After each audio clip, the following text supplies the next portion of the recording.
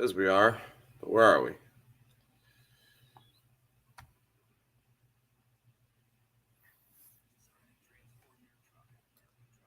All right, there we go. That's better. What is going on, everybody? Some people in here.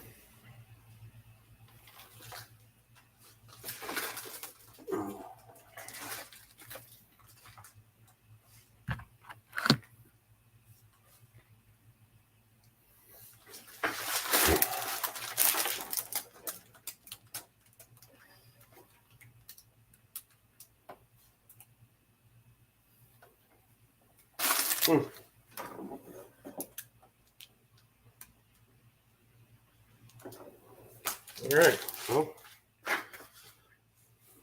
hopefully we took care of that. What's up, Fat Boy Fox? What's going on, everybody?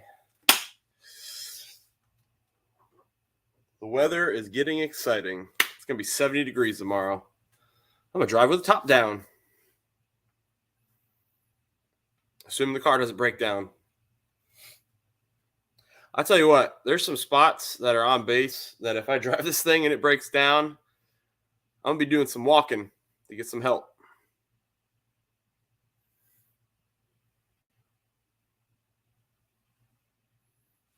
What's up, Ken? What's up, David? How's it going, guys?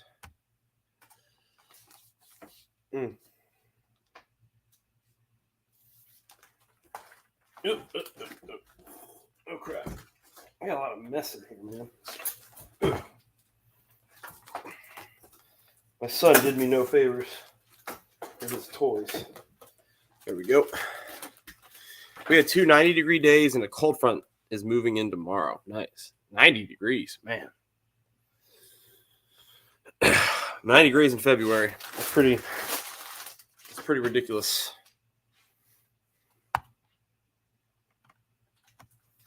Yeah, I'm hoping to get some, with any luck, I'm hoping to get some Foxbody content this weekend.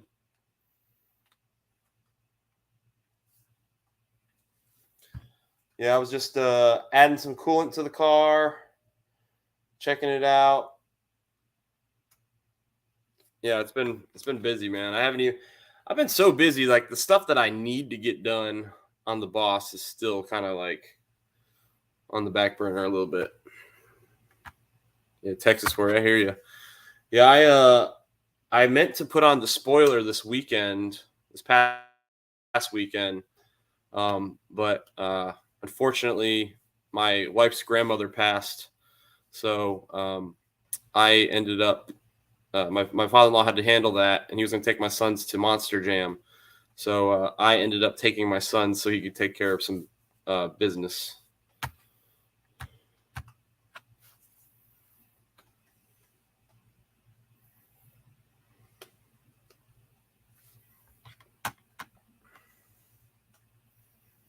Yeah, it usually takes a few minutes for us to start picking up here.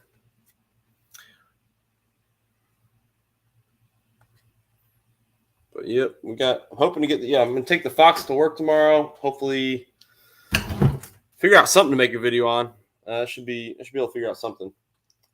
But take that in, do a video on this.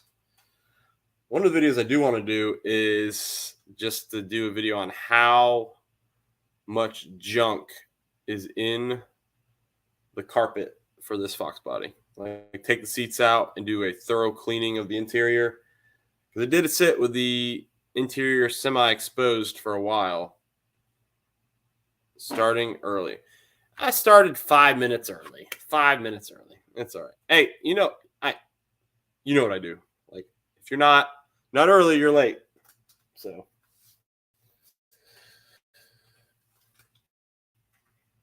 there's been a few times though where I've actually had to like push my live a few minutes because my kids were stubborn and weren't going to bed.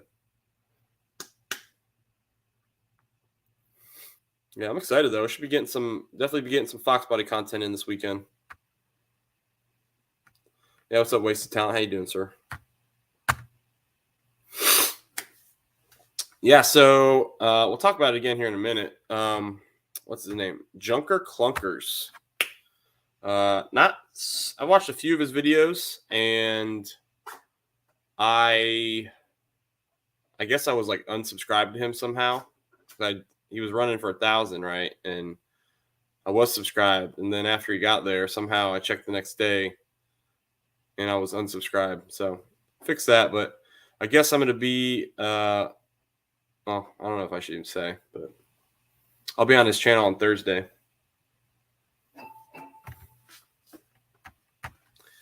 If you ain't first, you're last. That's right. That's right. You ain't first, you're last.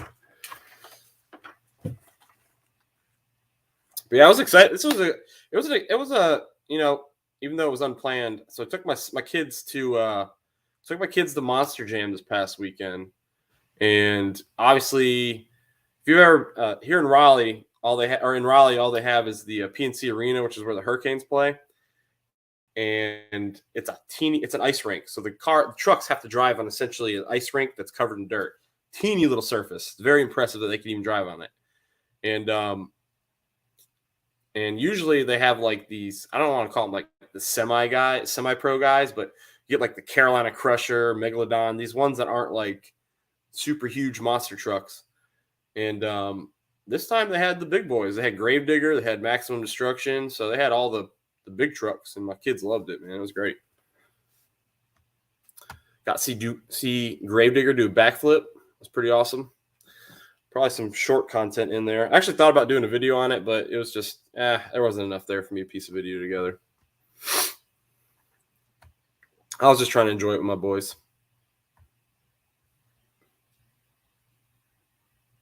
There's a loud bird outside. It made a weird noise. But yep. So tomorrow, take the Fox to work. I'm open to ideas on videos for the Foxbody, because until I get that other motor in here, kind of running, lean on what I can do with it. I can do a cleaning video. There's things I do need to do. I'm not going to paint it yet. I'm not worried about painting it. It looks good enough as it is for what it is. I need to replace the headlights. Need to see what I can do to buff out. Some of these are scratches all the way through the paint, though. Can't buff those out. But we're gonna do a Foxbody cruise this weekend, and our little group here locally has gotten up to over 50 Foxbodies. I don't think we'll have that many, but if we could get like 20 on a cruise, that'd be awesome. There's some really nice cars here locally. Hey, what's up, Ryan? How you doing, sir? Ryan, you were the one looking at a bus, right? We were talking about it last weekend.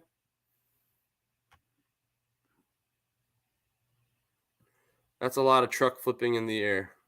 Oh yeah, man, it's super impressive. It was pretty awesome. And it's crazy because they have no room to do it. There's like it's on an ice rink. If you've ever seen an ice rink, it's small. Those trucks are huge. I remember going to Monster Jam in the Raleigh with my dad when we were stationed here as a kid in the 80s. Yeah, that's funny because I saw last time I saw Gravedigger, I was 3 years old. My dad took me when I was 3, and I don't remember it obviously, but that's when he took me. And then I've seen Monster Jam a few times, so it's always been like the smaller trucks. That was pretty cool, but it was really neat to see the bigger trucks. My son's had a great time, man, because it's better when you see like the bigger name trucks, because those guys have the budget to break their stuff. They will go out there and break it on purpose to win, get points. And that's what they were doing, man. They were tearing their trucks up, even on that little course. But the bigger name or smaller name guys, they won't want to break their stuff because they got to pay for it. What's up, MJI? How's it going, sir? MJI, what'd you think of Monster Jam? I know you went in Charlotte. Yeah, I thought MJI was going to – he told me he was going to Monster Jam. I thought he was going to Raleigh for some reason. I didn't think about them going to Charlotte. So I thought we were going to get the meet for a second. And so I'm texting him all excited, and I was like, oh, crap, he went to Charlotte.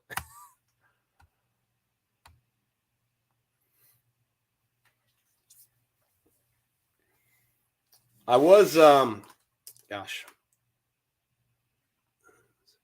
On our rides. Monster Jam is a blast. It brings out, oh, for sure, man. For sure. It absolutely does.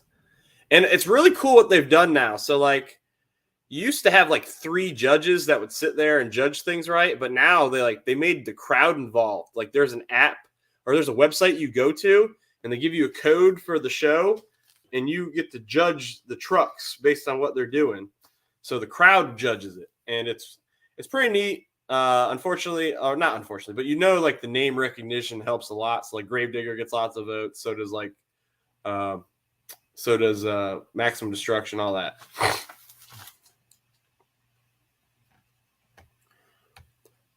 Proline, you'll have a great time. It is it's a lot of fun. It's a lot of fun. I mean, no matter how old you are, if you like cars, you're gonna go there and you're gonna have a good time. Make sure you bring ear protection though. You've never been there before?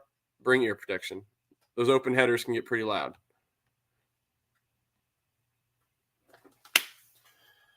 So I was tinkering with a Fox here for a little bit. What's up, Jesse Vanderleest? Jesse, I don't think I've ever seen you in here. So welcome to the stream, sir. But yeah, so I got the Fox open here. Was messing around with it. Trying to see. So I'm trying to figure out, and I don't. So for you Foxbody guys, I do believe there is a very unlikely, but a situation in which you could have a head gasket leak and it leak to the exhaust side and not get in your crankcase, right? So correct me if I'm wrong. That's possible, but it's very unlikely. Now, it's 70 degrees today, and I was starting running the car because I wanted the battery to be charged for tomorrow. Oh, sweet, Jesse. We'll talk about that in a second, sir. But I could see my exhaust, and it seemed like it was like clearish white. But like, I don't know. Maybe I'm being paranoid. Maybe the humidity was just right to see the exhaust today. I'm not sure. I might be paranoid. Jesse says he's new to the community. Oh, here we go. And I just bought a 2013 Boss. Nice. Hey, Jesse, where are you located? And how many miles? And if you don't mind, you don't have to say it, but what you spend on it. Proline, Monster Jam is cool. Lots of fun no matter what age you're. Absolutely, Salty. Absolutely. It is a lot of fun, man. It is a lot of fun. Just ordered MGW shifter for my lockout problem. Want to do a video, but it's been done. Yeah. Hey, you know what, Jesse? You can do, dude. It doesn't matter if it's been done, dude. Just do you. There's been a million of these freaking 2013 taillight conversions, but it's my car, so I do a video on it. Like I know it all depends on what you want to do, man. You don't have to. MGW though, that is a great first mod. I tell people now, like if I ever buy another Coyote car with an MT82 or any car with MT82, it doesn't even have to be an MT82. Like one of my first mods on any car I get is going to be a MGW. It's worth every penny. One thing I do recommend, Jesse, is if you don't have the stainless clutch line, do that also. That one's really cheap. But what you need to be careful of is those the retainer clips. Do not lose those retainer clips. The ones that go from the master to the slave. They're $10 each, and they're $10 to ship them from Steeda. That's the only place I can find them. So $30 for 2 little clips. That should be like 10 cents. So do not lose them. Let's see. Tacoma, Washington. Hey, Salty. 30K miles. Okay, not bad. True. What's going on, Junker Clunkers? How you doing, sir? Just talked about you briefly. I didn't give too much away, but I did. So everybody, Junker Clunkers just hit 1,000. So give him a congratulations. And I'm going to be on his. He's got 2 Mustangs, I believe. I'll be on his live stream on Thursday. Maybe I wasn't supposed to say it, but it's my channel. So I paid $35 after my 2013 GT. Okay. So you're saying maybe I misunderstand it. So you had a 2013 GT and you sold it to buy the Boss, I'm assuming? Or you have both. That'd be pretty nice. But 66 coupe and an 01 New Edge. Gotcha. Yeah, Jesse, yeah. Hold on. Yeah, the boss is great, man. Great choice. That's why I tell you what, man. I've had mine for 5 years, and I tell this to everybody. I say it over and over, but it's still great. Like every time I get in, it feels like it's new. It's so much fun to drive. And now, like I've had mine for 5 years, and I'm just now starting to mod it. Like everything I did before was like aesthetic mods, so like the Roush side skirts, all that engine dress up I have. I did have a Roush cold air intake, but now I've got the Pernelli Jones. But it's I'm so excited. I'm just now starting to get into to changing it more, and I think it's going to be some good content, hopefully. Also have my buddy's 88 Fox on channel this summer. Nice, sir. Nice. All right. Let's see. What do we want to talk about? So I think I put in the title. So I don't know who's going to Ponies and Smokies, but I'm going. And last thing I saw is that Pigeon Forge was on fire. So I'm really hoping, first of all, I hope everybody's okay. I hope no one got hurt. I haven't checked the news today, but I'm hoping my Airbnb didn't burn down. They were talking about they had to evacuate some resorts and stuff. So I'm hoping my Airbnb wasn't on that mountain that was on fire.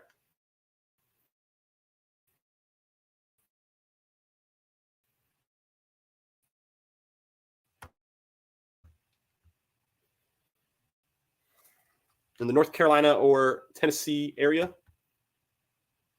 Uh-oh. Stream's freezing. No bueno. Let's do this. MJI will be at Pitts. Awesome. I will finally get to meet you. Hold on, guys. I'm fixing the stream here. Bear with me. I may need to relocate this laptop for functional reasons. All right. That may not be working either. Stand by, guys.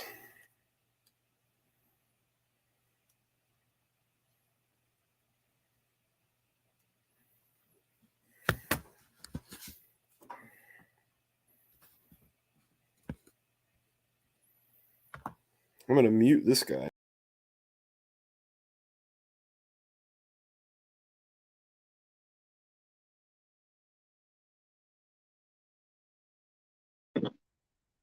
Okay, so this is odd, and what we're going to solo me. All right, there we go.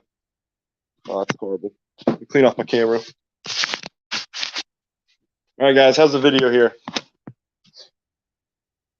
This is my phone, so hopefully it's not too bad. Laptop, I don't get it because I do live streams with all these other channels on various days. My laptop's great. The signal's great. When I do my own live stream, it wants to crap out on me. So let's go ahead and I'm going to put you guys in my little phone stand here. I'll keep it up and on the laptop so that way I can still talk to you. So give me a second, guys. I'll get caught back up to the chat. I don't know why it's doing this.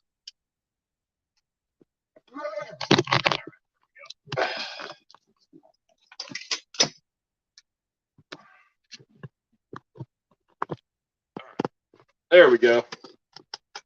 There's a new perspective right there. All right. I don't like that. I like facing you guys. Ugh. Oh, of course. Now it's back.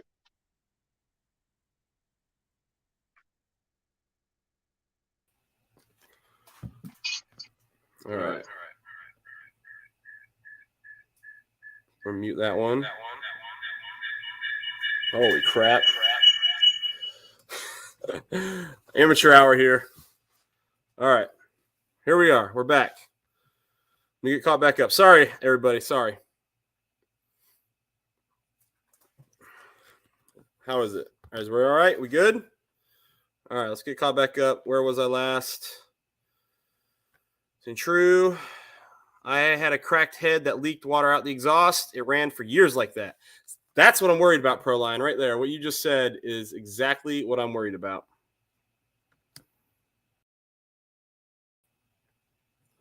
All right.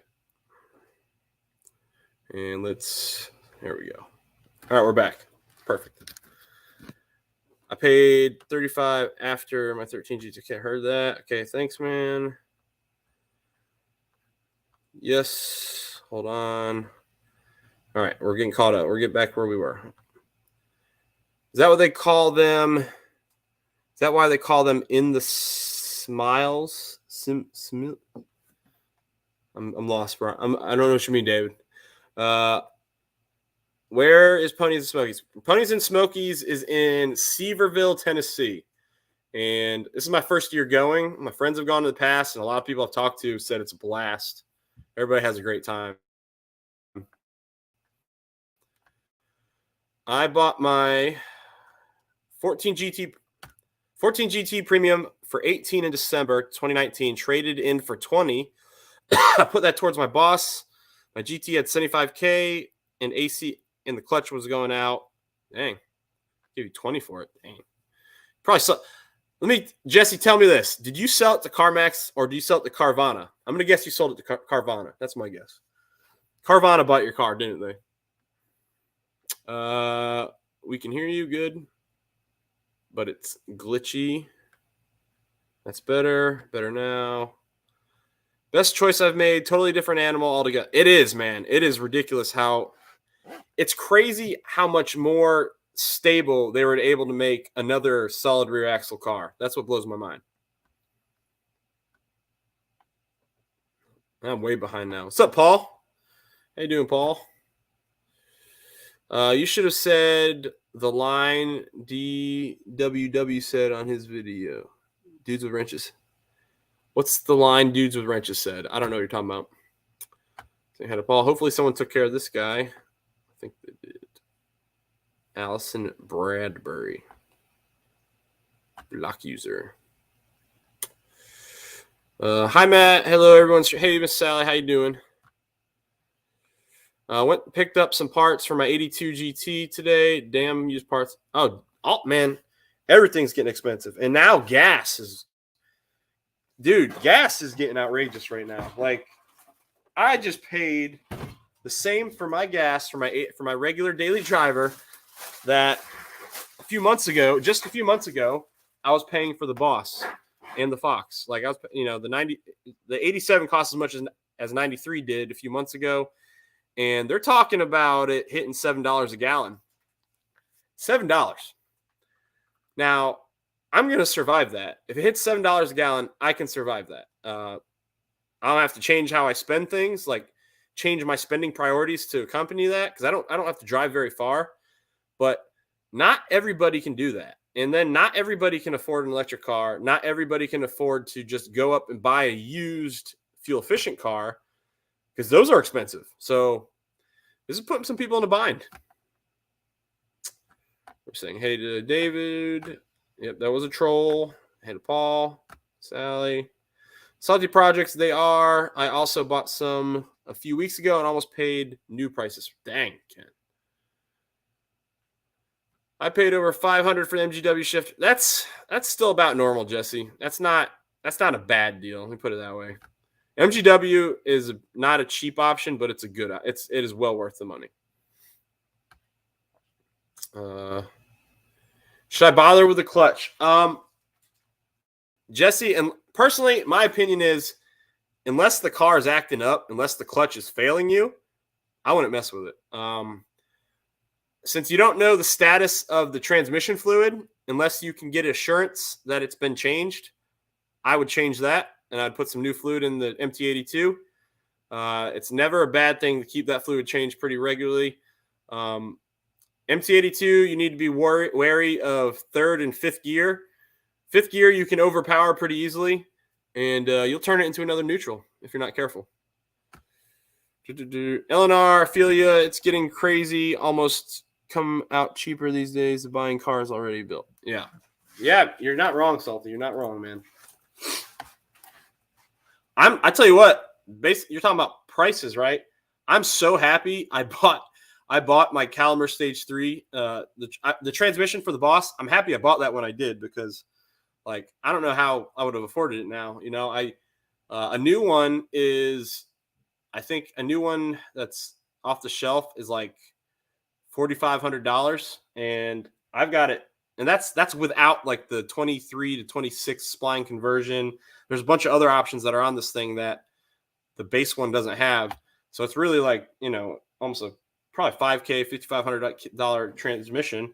And then on top of it, I also got the RXT clutch and the aluminum flywheel, all for $3,500. So I got a deal on that.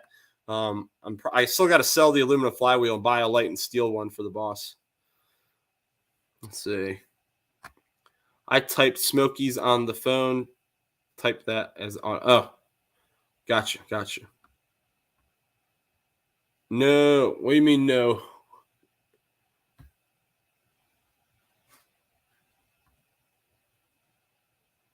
Carvana was going to give you 12,500. Oh, okay. No, Carvana. Gotcha. Sally is very busy. Sally, very busy for me this week. The only two Halo cars I'd ever own. Only two Halo cars I'd ever own is the Boss and the Mach 1. Halo cars. I don't know what you mean by Halo car. I hope the next stream I can work on my car. It's been so crappy. Hope next stream I can work on my car. It's been so crappy out. Haven't wanted to work on it. Yeah, I've had a really busy week. I meant to do a video on the Boss this weekend. The GT500 spoiler was supposed to get installed. That didn't happen. Unfortunately, I've already said it, but my wife's grandmother passed, and so my father-in-law was going to take my boys to the Monster Jam in Raleigh, and he had some business to take care of, obviously. So I ended up taking the boys instead. So, rather than make a video, I just spent some time with the kids. This is my third S197. Next, I want my GT350. I hear you, Jesse. What a goal of mine one day is to also own a 350, but I'm not selling that car. I've had it for 5 years, and I don't want to get rid of it. I love that car so much. A 350, obviously, newer technology is going to perform better, but I've never ridden in anything that's quite as raw as that. I mean, it's old school. It rides old school. It handles very well, and I love it, man. Busy in a good way, I hope. I didn't keep the other ones. Yep, cost me $50 to fill a Honda. Dude, you're not kidding, man. You're not kidding. I spent, I don't know what your price is. Bryce, your price is probably higher than mine. But I spent like $60 to fill my Ford Edge, and that's outrageous. It used to cost me like $30, $35. And when gas was cheap, it cost me $25. I pumped $100 in my truck, and it did not fill all the way. Yeah, I tell you what, I used to have a 1990 F-150, and that was back in 2013, 2014. And that was when we started having a gas spike back then, if you guys don't remember it. Not quite what it is now, though. And back then, I sold it and bought a Honda Civic because I had dual full-size gas tanks, and the tranny was going out, and I couldn't fix the tranny. But like just filling that thing up back then, it was costing me $100. I can't even imagine driving it now with two full-size gas tanks. Ridiculous. Yes, gas is. I'm about to start riding just mini bikes from daily because I can get like 50. Hey, I wouldn't blame you, Ken. Hey, Ken, you want to sell me one? No, that might be a bad look for me to ride that to work. Downhill, I got yesterday a 50K mile Roush supercharged 3-valve engine, ECU supercharger, ECU and supercharger has been stolen.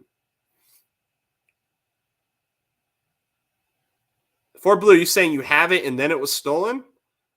I need you to clarify that. So you have the motor and then someone stole the supercharger and the ECU. Costco only allows 100. Wow. That's stupid. Salty, yeah, I bought 22 acres and I close. Sally, I bought 22 acres and I close this Saturday. Real headache starts, but I'll make it. Yeah. That's about what my parents have like 23 or 25. I'm not sure. They got about the same.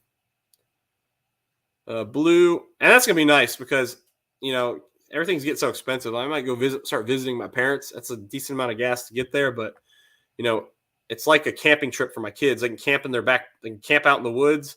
There's a pond right there stocked with fish. I mean, everything we could ever want to do is right there. So, Salty saying hi to Bryce. For Blue saying hi to Salty. For Blue Gauge. Hey, Sally. Hey, For Blue. What's up, Bryce? Appreciate it. No worries, man. For Blue, so was it stolen from your garage? Yeah, that's what I'm wondering. I'm a big component of if it ain't broke, don't fix it. Now enhancing it, then yeah, I'm all for improving stuff. Oh, for sure. My clutch feels nice to me, so I would just leave it, man. Just leave it. I'm on the stock. So MT82s are really finicky. You can get a good one or you can get a bad one. And I seem to have a good one. Mine started whining. I'm over 64,000, I think now. It started making a little bit of a whining noise, but it's been doing that since 60,000. And I can still shift the heck out of it, man. I rev it out to red line if I want to. I don't do it all the time, but I can still rev it out, bang through the gears. I've never been locked out, not once. All these other boss owners have lockout problems. You're gonna love that. If the MGW is installed right, you're gonna love it.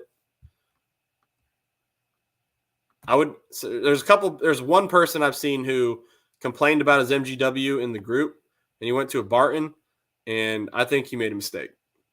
I've shifted the Barton on an MT82, and I've shifted the MGW back to back, and it's I would night and day choose the MGW. What's up, Alan? How you doing, sir?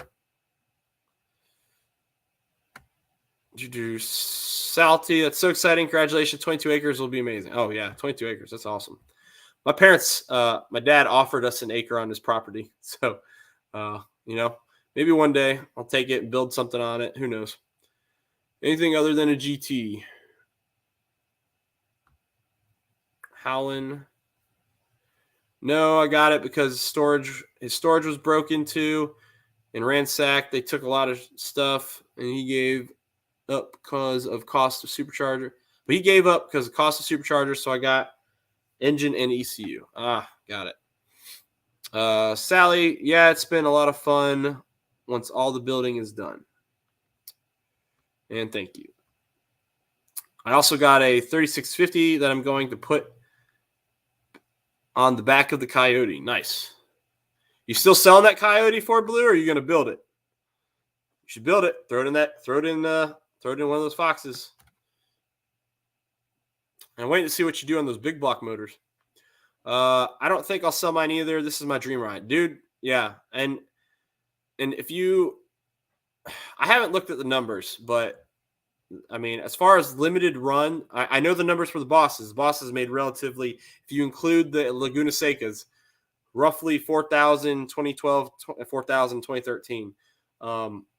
They are pretty much as rare as the limited runs come. So 2 years, man. And each year was a different car if you look at them. So honestly, I'd love to have a 13 and a 12.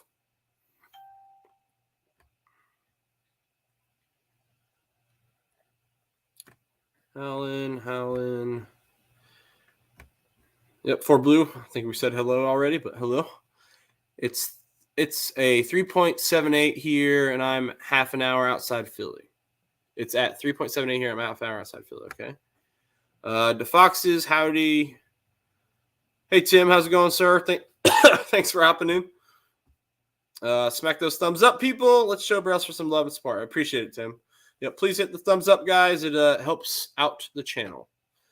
Downhill Daddy, Tim Windsor. Hello. We're saying hey to Tim.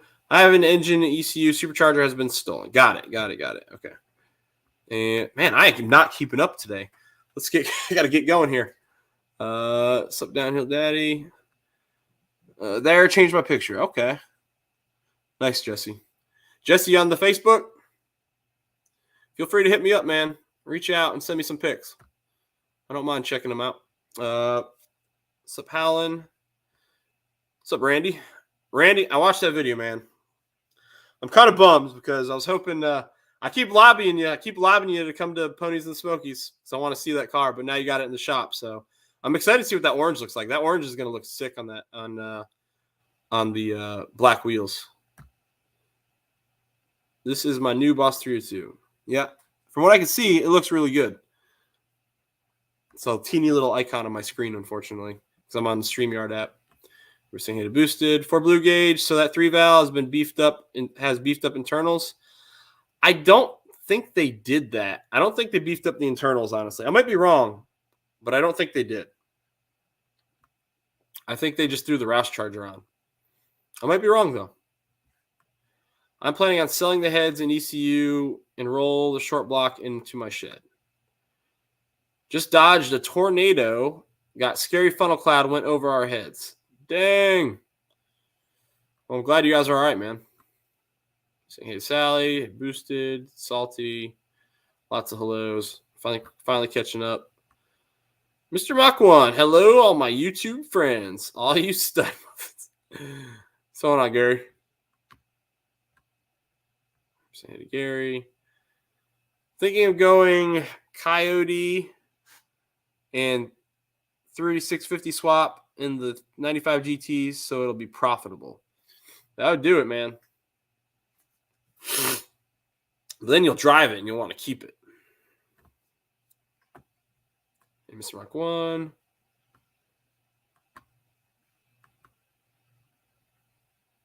Everybody's saying can't wait to see the notch finished. For blue gauge.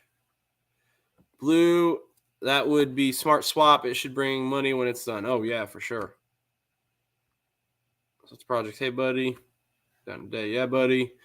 Yellowhammer Garage. What's going on, sir? Oh, so I won a, everybody. So Yellowhammer Garage, another Boss 302 YouTube channel. He reached out to me. I won he was doing a giveaway because he just reached 500 subs not long ago. And he reached out and let me know that I won a piece of custom artwork. So pretty excited to see what he's doing up. He sent me some initial, he's not done, but he sent me some like early looks at what he's doing. It looks pretty sweet. So I'm hoping it's something cool. And I think I might get a couple shirts made from it if it's nice enough. But the problem is I like the shirts I make. Selfless plug here. You know, I like the shirts I make because they're simple and I can crank them out here. And they come out looking great, and they're super durable because I wear a couple that have just lasted forever. My kids wear them all the time, and they've gone through numerous washes, and this vinyl is great stuff. But let's see. But yeah, Yellowhammer, I'm excited to see what that looks like when it's all said and done, man. I know you said you're working on a bunch of stuff. I want to come pits, but we are saying, hey, no worries, Randy. No worries. I just wanted to meet you, man. No, just kidding. You gotta do what you gotta do, man. Take care of business. Tim saying hey to Connor. Connor is Yellowhammer Garage, guys. Driver mod, what's going on? Anthony, how you doing, sir? We're saying hey to Yellowhammer. For blue, hey buddy. Boosted. Salty, I thought. Since SN95s aren't really profitable, might be the only option with it. I tell you what, man, SN95s, they can look so good. I like that. I love the sailing kit on the SN95s. I like the sailing rear bumper, and I don't know if it's sailing rear bumper and side skirts coupled with a Cobra front bumper. It looks nasty. I think that looks awesome. We're saying hey, Yellowhammer. Hoping for a Tramick being offered in the next gen Mustang. I don't think I'm too far off with that guess. So what I've heard, guys, and this is so I don't know if it's because Ford made less of them. I don't know if it's because they're pricing themselves out. I'm not sure what the problem is here, but I heard that the Mustang Mach-E outsold the internal combustion engine GTs, or internal combustion engine Mustangs 3-1 this year or last year or whatever. 3-1. That's what I heard from a Ford dealership manager. I don't know how true that is, but that's what I heard. Russell Rides, got a jet, another YouTube obligation. Hey, no worries, Ken. Thanks for hopping in here, man. I'll talk to you later. Hopefully I'll see you soon at one of these cruisins. Weather's starting to pick up nice. Ever saying, hey, driver mod. Nope, I'm working towards my GT. Hey, you know what? I'm cool with that too, for Blue. Like I said, man, that's the reason I first started watching you. Because I wanted to see that thing rolling. Once you showed me that, I was like, oh, crap. See, I'm keeping it clean right now. Keeping it clean. Not let my my sailor tongue get a hold of me. One rides. What's good? Who's what? Oh, I think you said LNR rides. Okay. LNR. Hello, sir. Take care. Putting the pressure on me now for the. That's right, man. Get it done. No, I'm just kidding, Connor. Hey, dude, you do what you got. I'm in no rush, man. I wasn't expecting to win anything. So the fact that you reached out and said I want something, that's cool. We should see what you create. But the SN95s are becoming the next Foxbodies because Foxbodies got out of reach for a lot of people. So now folks are turning to SN95. That's true. New edges are getting expensive. New edges are getting pricey. Salty, you can't give an SN95 away. My Cobra only brought 16, tried for 3 months to sell it. 16 with that Coyote swap?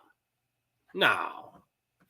Man, I would have kept that. But you got another Coyote swap, so I guess you're good to go. I thought it would bring more of the new paint. Mach E, no thanks. Salty, I couldn't hardly give it away. I won't have another one.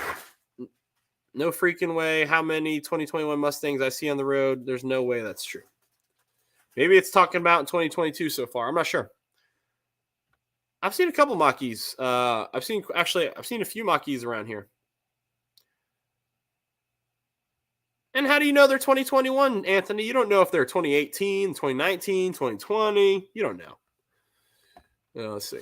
I prefer the SN95 because I can't stand the looks of the New Edge.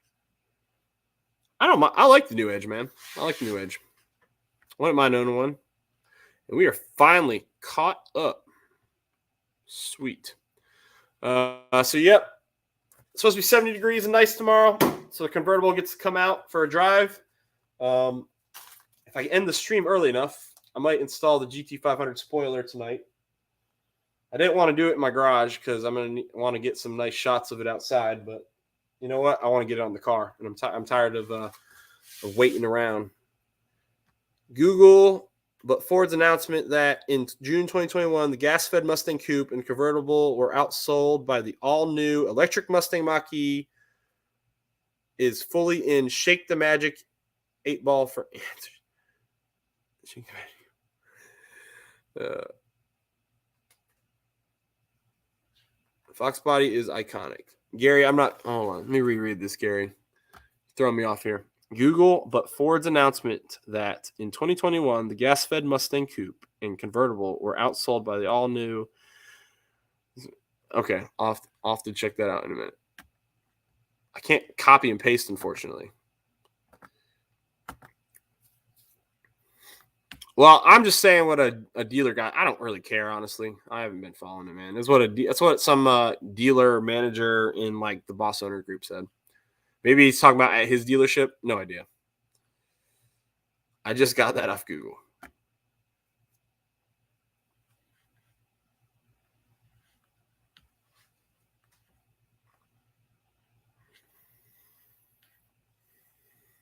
All right. Boosted me to. What's up, Frank? How's it going? So, yep. GT500 spoiler hopefully going on maybe tonight if I can get time after this. Next thing, I got my caliper paint kit and I got some new Brembo decals, and so hopefully we'll take care of those before the show in March. If you guys haven't seen, you should check this out.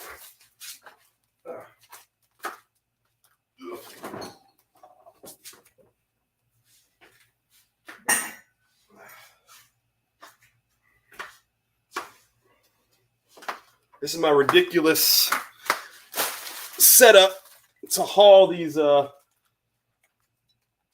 a mini Mustang behind the car. So hopefully, the issue I was having is the dang basket has been scraping all over the place. So by getting it 6 inches off the ground, hopefully that'll take care of it. That guy is heavy as hell.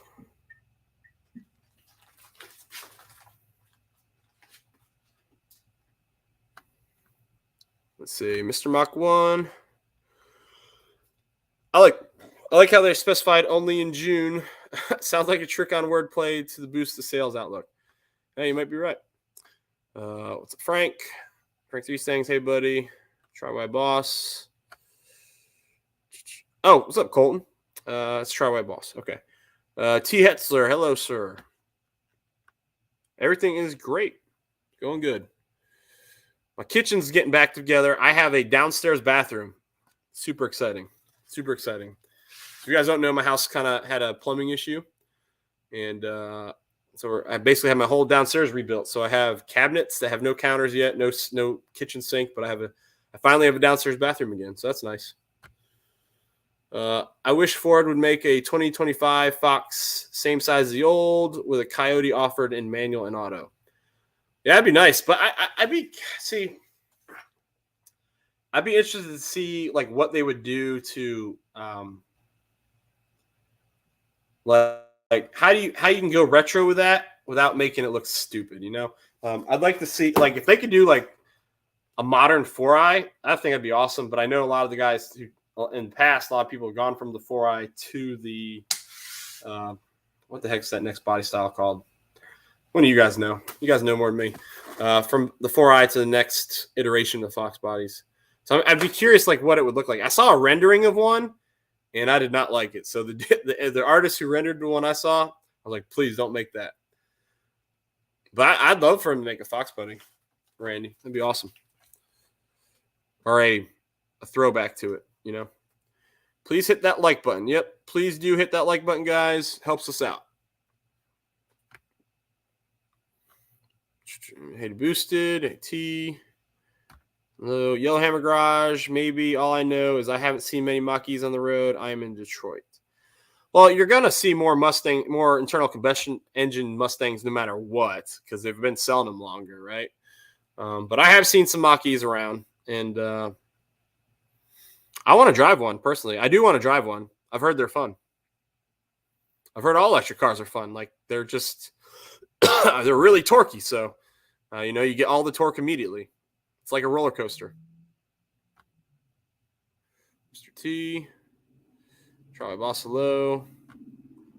That's a hell of a hitch. Yeah, it's kind of sketchy as hell because it goes from a 1 1/4 to a 2 to an extender, so I can take the basket, and it's pretty heavy, but it's still not nearly as heavy as the trailer, so it should be just fine. Just followed you on Instagram. All right, Jesse, I'll check that out here in a minute. My phone is still up on the stream in case this fails.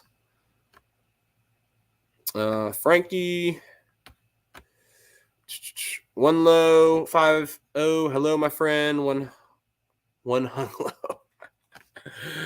Okay. Brailsford stepped away from my phone for a minute. Did you say you were going to paint your calipers? I was planning on it, Yellowhammer. I've got the kit. And I got the Brembo decals to replace the ones that are on there, replace what's on there. But I don't think this comes with clear coat. And I'm going to want to clear coat it. So, yeah, I'm going to do this at some point soon. It looks like it's brushed on, so like I probably don't have to, I won't have to mask off the rotors all that crazily because it looks like this one's brushed on instead of sprayed. Actually, I don't know how I feel about that. I kind of want the spray one. I'll have to look at it. I definitely think the next Mustang will have a rotary shift knob for the automatics. Headlights and taillights will look similar to the Mach-E, large center screen, and digital dash. I think the headlight, like I've seen a rendering. I know exactly what you're talking about, Anthony. There is a rendering of one already that has the same front end as the Mach-E. It's just lower to the ground. And I don't know, like it kind of sucks because if you think about let's see, Hyundai. They created the Genesis line, right? Like all these cars from all these companies are starting to get the same front ends, and the Mustang's kind of starting to fall in suit with that, and it's kind of tragic, honestly. I wish Ford would make a retro 69 fastback Mustang. They kind of did, right? I mean, they kind of did. If you think about it, the 05 to 09 Mustangs, those S197s were definitely a throwback to the 69. Like they did as best they could to bring back the style of the classic fastback. And I think they did a great job. I love the 05s to 09s. They're a great body style. Like when they came out, man, they killed it in sales. Killed it. Those are all guesses, not inside info. Oh, sure. Arrow. Driver mod, no telling, LOL. We say gas power when running around because the electrons cars are too busy being charged. We say all the gas power when running around because all the gas. Yeah, gotcha. T. Hetzler. Sup, brother? 1050 was getting my coffee. Okay. I'm about to open the live stream here in a few minutes, guys. For some people who want to hop in.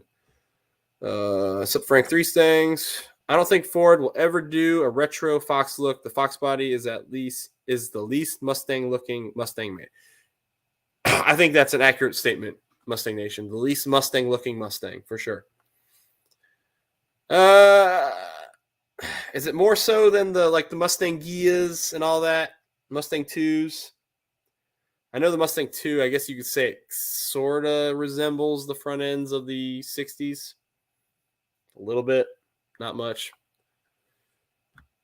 Let's see. Frank saying, hey to everybody.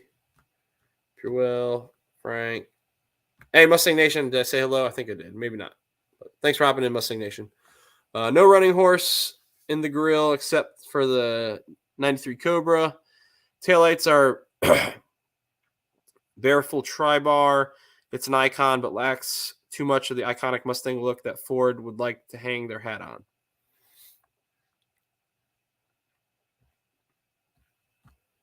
JMO. Just my opinion. Okay, gotcha. Brailsford, I would check. Typically, those kits have an activator in the paint that acts like clear coat. If I had to brush mine on again, I would unbolt. If I had to brush mine on again, I would unbolt the calipers. Yellowhammer, did you do a brush on kit? And how'd it look? Were you able to put the did you put a Brembo decal on? Tim, hello, sir. How you feeling? Are you feeling good? Mock. Governor Gretchen Whitmer today announced the award of a contract to build the first United States public wireless in-road charging system allowing electric vehicles. See, all right. That kind of blows my mind because I actually stated, I talked about this before a long time ago. I think if you dig back to some live streams, I might find it. But I talked about this, the only way to really make that feasible is for infrastructure to be able to do that. But the way induction works, I don't know if you can charge while you're moving wirelessly. I don't know.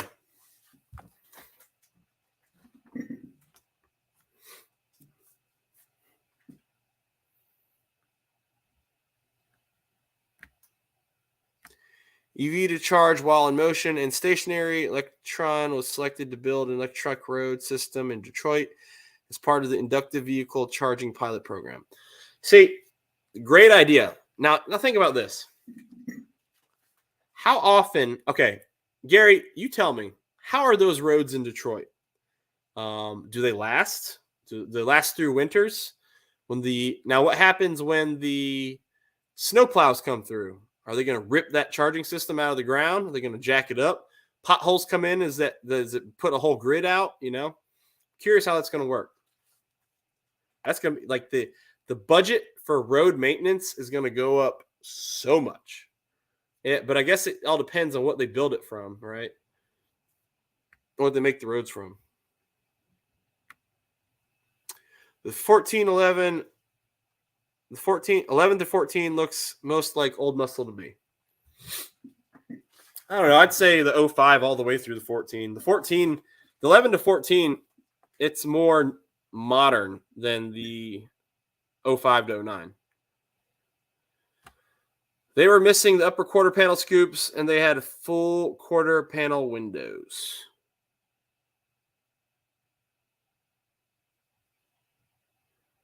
But did all the 69s have that? I don't think all the 69s had scoops, right? Or did they? Mr. Mach 1 sounds like engineering disaster waiting to happen. I tip my hat if they could pull it off. Yeah, I mean, that's a great idea, but like, gosh, the budget for that's going to be unreal. Yeah, if you have to install that kind of infrastructure system in the entire country, just say you did the interstates, right? Just the interstates. That's going to be, God, so much money. I don't know how, like, inflation is bad. We just passed the infrastructure bill. I bet you that infrastructure bill doesn't even touch what that would cost. I mean, it's got in it, and it would only be the part that's allocated for roads. Like the rest of it's going to like bridges and all these other systems that are dying and that are decaying, need repair. Mr. Mach 1, well, I've already confirmed the 5.0 will be offered as a powertrain. The 10-speed will be back, but there's a hybrid option. There will be a hybrid option and a 2.3 EcoBoost option. Expect a full electric 2026 timeframe. Expect a full electric. So you're saying, Anthony, 2026 only full electric? Or is that what you're saying? Everything's electric 2026? I tell you what, man, these gas prices, they're trying to price you out of internal combustion. My son is watching now, and he likes those little boss cars they drive. I wish my little guy did grow up so fast. I would have bought. Oh, didn't grow up so fast. I hear you. If I could find one, yeah. No, you're good, Jesse. I got lucky, man. I had an 05 GT before this, and it was red. It was race red. So the one that's like right here, the middle one, I bought that back. Gosh, 2016, I think I bought it. And I got it for my son. It was matched my 05 GT basically, and it was red. And we took that to car shows. Then I got the Boss, and I got the decals made for it, and it's a lot of fun, dude. Like it. If my kids didn't enjoy it so much, then I probably wouldn't enjoy it as much. Like I love cars and everything, but like they kind of make this for me. And this is like I'm getting to relive the stuff I always wanted to do with my dad. I never had my family never had the means to do this kind of stuff when I was a kid. Like we got by. My parents, they provided for us very well. I got to play the sports I wanted to play, but like anything outside of that, we just couldn't do. And so I definitely feel blessed that my hobby, I'm able to do this right now. And I appreciate all you guys watching. This channel, the channel has definitely helped me expand my ability to do some things. Like, you definitely don't make a lot with the ad revenue on YouTube. You don't make a lot at all, but like I just save what I get after a certain amount of time, and it's able to finally do some stuff. So like it's actually the YouTube channel and all the ad revenue is actually paying for my Airbnb to Ponies and Smokies. So that's, like I said, all the stuff that comes from the channel goes back in the channel, and I'm excited about Ponies and Smokies. I'm hoping to get some nice videos out there. It's going to be a really special time, especially for my 4-year-old. He like I said, I don't know if I've said in here, I think I did, but he's having surgery the week after Ponies and Smokies. So we just want to make that show as special as possible. He's the one who's obsessed with cars, obsessed with the Boss. We're going to bring his Boss. He's going to be in the Boss display with me, and it's going to be awesome. I'm going to give him he's got his own car cleaning kit. It's going to be a great time. Memories for days. Hoping to get some nice videos out of it too. Some basically sweet home movies, and then do some features on some other cars there. He's 9 now, kind of big for those cars. Yeah, my oldest is 7, Jesse, and he's tall for his knees hit it. He still likes driving it though, because we beefed up his motors. I think you might be watching that video, but he's got the 24-volt batteries. He's got 775 motors and steel gears, and that car rips. It was like 5 miles an hour when it's stock. Now it does like 15. think I said I was going to open it up. So let me get through this real quick. We'll open up the stream, guys. The SY50 is still recognizable as a Mustang. I hope the next one is too. Yeah, I agree with you, Mustang Nation, for sure. Brailsford, yes, I did. It was a kit from G2, Brembo stickers from Amazon. Video was a couple months. I think I did watch that one, Yellowhammer, but I'll go back and check it out again. G2. Yeah, mine's from Duplicolor. Duplicolor. Driver Mod never said they wouldn't offer the 5.0. What did I say? What did I say that? When did I say that? Got it. Detroit roads are very exactly, Gary. My point exactly. Okay, let's not get in a bicker match here, people. All right. Detroit roads, always sidewalks always suck. Yeah, yellow. I saw that video. Haha. Miss Jamie, hello. Driver Mod, the way you type that out seems like all right. I'm gonna keep going. I like the 05 to 09s. Honestly, I'm still kind of semi following my original car. It's an 05 GT, and last time it was brought in for maintenance, it had 74,000 miles. I traded it in with 53,000. So after 5 years, the guys put as many miles as I put in that boss. So I would love to get my old car back. Like if I could get my first Mustang back, it'd be really hard for me. I'd have a really hard time thinking about it, but like I would consider selling the Fox to get my first Mustang back. I would consider it. But would I do it? I don't know. And now the price for it would be ridiculous. Like I should have sold that car private party instead of trading it in. It was so low in miles, but I was so excited to get the boss. I traded it in. I took way less than I should have for it. What's up, Chuck? How you doing, sir?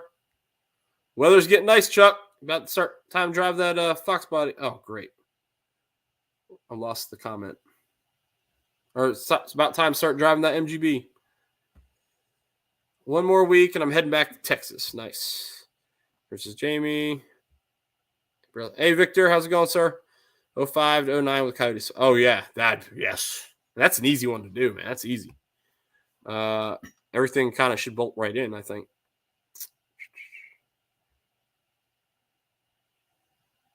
Oh, my gosh. Okay, there'll just be a full minute. Got it. All right. Liked and left. All right, Chuck, later, man. Yellowhammer Garage, video and caliper paint. There you go.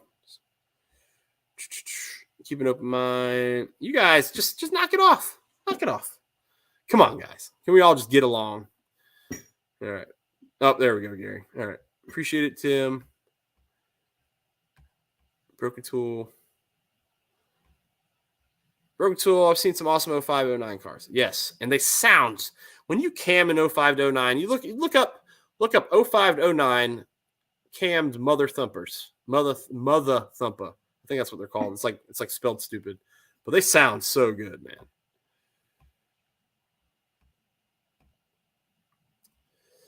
Victor Xavier, hey buddy. I used to have a convertible 07 GT, but the roof started leaking and got notorious engine dick. I never had that, but I know what you're talking about. Exactly. So much of this because of my son. Absolutely, Anthony. Frank 3 Stangs, drop a 460 in one and keep the 4.6 badge without the L. Yeah. Let's see. Propane and full synthetic fuel will save the internal combustion motors. I think Toyota's doing it right. Toyota and Yamaha. You guys see that? You see that V8 Toyota and Yamaha are coming out with the hydrogen-powered V8. Toyota's doing it right. I think they got it.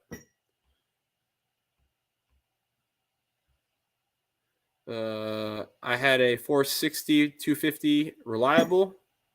What's up, brother? All right, we're getting down the bottom. Mad Motorhead, what's going on, sir?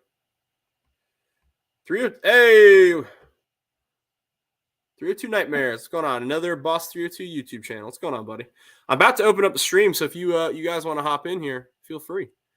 Give me 1 second. I'm just trying to get caught up in the comments. Tim, sir. Howdy, Tim. Yeah, 302 Nightmares. That's Fred. He's a good guy. He's got a twin turbo Boss 302. Noodle.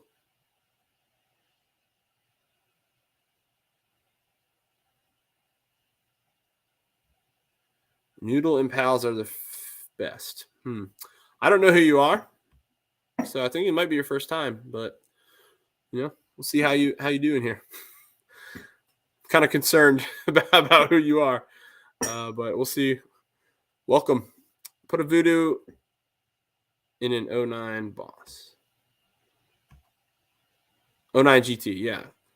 I think the car market will start coming back down soon. I think by the end of the year, used car prices will be somewhat normal. Well, they'll be somewhat normal, but gosh, dude, inflation has just hurt everything. Cody swap, early Bronco. Yeah, there you go. What that car sound? Sounds good. I'm not starting it. God, I got kids asleep. If I could, I would buy my 8950 and relive my youth. Oh, I hear you. Victor.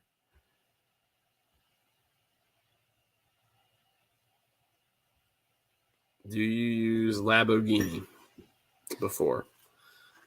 Nope, never had a Lamborghini. Rich, I missed you. Hello, Rich. And Rich is in here. All right. I don't have 3 other roommates in the barracks. I will gladly pop up on the stream sometime. When I don't. Oh, I got you. All right. Hold on one second. Let me remove myself because I had my camera up too. But my copy clipboard. All right. All right. So it's posted. So anybody wants to hop in the stream, feel free.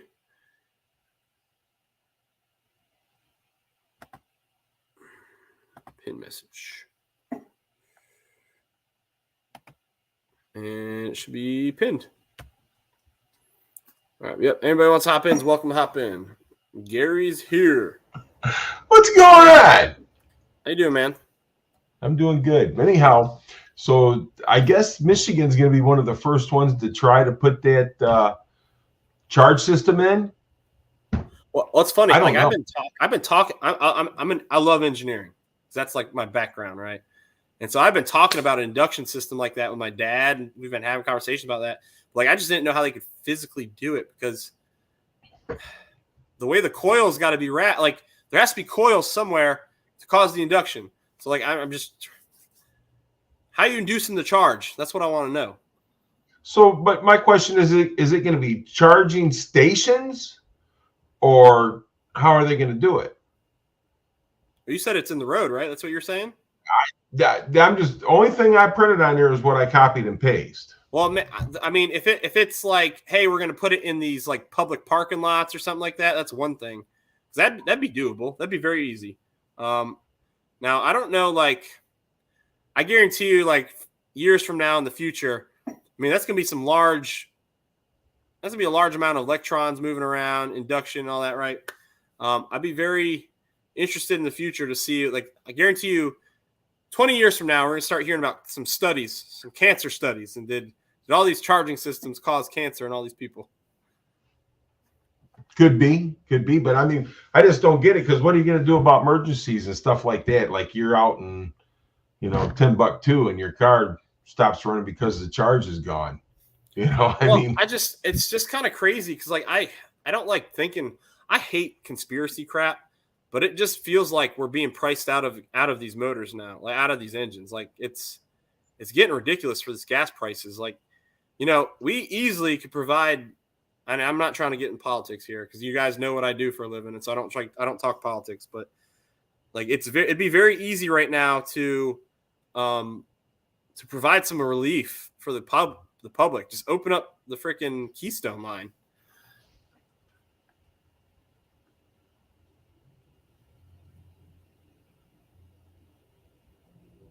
Who knows? But yeah, I mean, so I just don't know what, how they're going to do all this, because it's not like you run out of gas, you can run up and get a gallon of gas and go get it. But you know what? On these electric vehicles, what are they charging for the non-gas tax? The what? The non-gas tax. So are they charging something for the non-gas tax? You don't have to use gas. So right now, right? You think about it. So it's not going to be any cheaper eventually because right now they got these public charging locations where you can plug in. They'll just let you charge your car, right? Right. Well, when there's enough of them, you're going to start paying for that. You're going to start paying for charges. It's not going to be free. Yeah, but the non-gas tax where you haven't used gas anymore, but yet when you buy this car, you're still going to have to pay a non-gas tax on it. I've never heard of that. I don't know. Oh, there's got to be one. There's got to be one because these gas companies ain't going to allow this to happen. You get what I'm saying? Well, I don't know. Okay. Or my friend's $23,000 Tesla repair bill to replace the batteries. Ouch! Oh, it's crazy. Yeah. See, that's what drives me nuts. Because even with this crazy market, I can go find a $3,000 beater that it might need some work every now and then, but like I can get to work.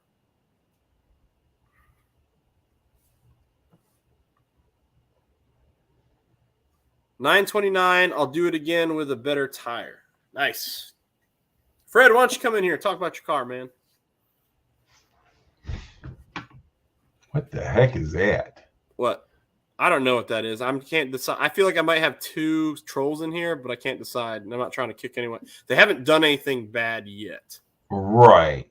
Well, the first dude's got a lot of video stuff. It's like cartoon stuff. It might be a kid. I'm not sure.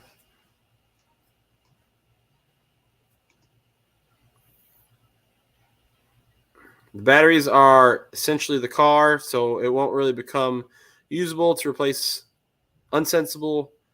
Won't it really become unsensible to replace the batteries on an old model and the whole car is scrap? Just like the original Priuses. Well, now you can I think you can buy used Prius batteries for not too much now, like online. I might be wrong though.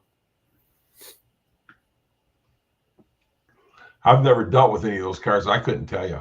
Yeah. I mean, I wouldn't mind an electric car for a daily. I really wouldn't. But like the prices of everything now is just stupid. One of the girls when I head back to work, supervisor isn't here this week. But he might be a little mad if I let the like burn down. Hey, no worries, Yellowhammer. Take care, man. Take care, Yellowhammer. But there's a girl that lives around here. She has a 2003 or 4 Mach 1. Her husband has a Shelby. I'm not sure what year it is. And she has a Mach E. And she drives that Mach E all the time. But when she goes out on the weekend, she brings out the Mustang, the other Mustang. Exactly. The reason that's another thing. I wouldn't mind it also because like the maintenance, it's not there. You have way less maintenance. And I can enjoy, like when I work on a car, I love working on these cars, right? My daily driver, I loathe working on it. I hate working on it. I hate doing anything to it, but like I have to get to work. Let's see. The gas will help you get your car to full so you won't get out of the gas to drive, but it will help you drive when the gas is okay. I don't know what to say. I don't know where he's getting his gas prices at, but I ain't that here. Yeah, we just hit. Man, I think I paid like $340 for 87. It's crazy. I got it for 87 today for my truck. I got it for $319. That's using the debit card. Cash was like $305. It's getting bad. Like I'm gonna survive that, but it's just like I know some people that definitely it's gonna hurt them. It's gonna hurt them bad. I'm gonna have to reallocate how I spend money on my budget, but I'm gonna make do.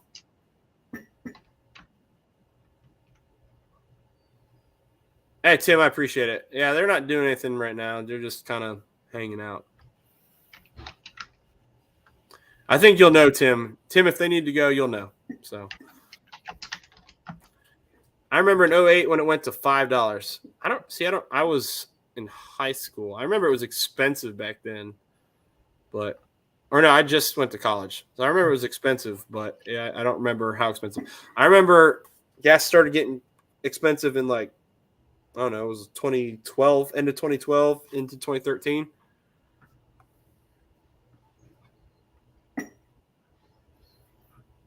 Yep.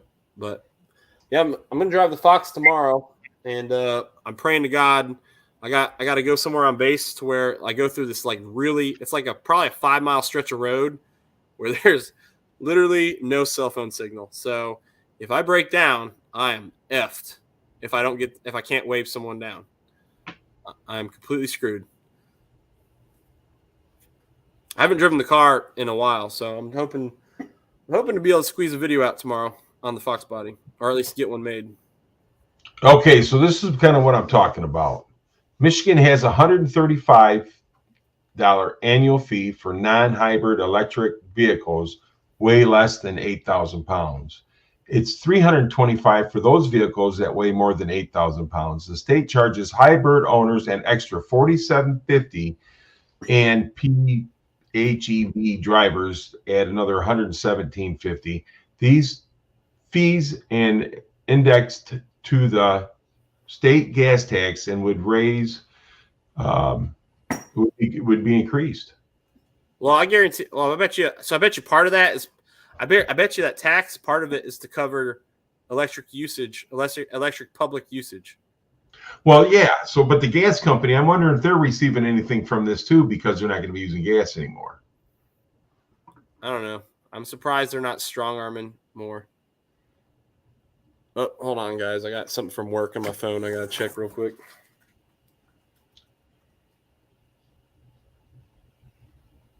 Unfortunately, I don't take breaks. Yeah, so Tim Windsor said 370 a gallon here. 85 octane. Well, yeah, Delaware, man. Delaware.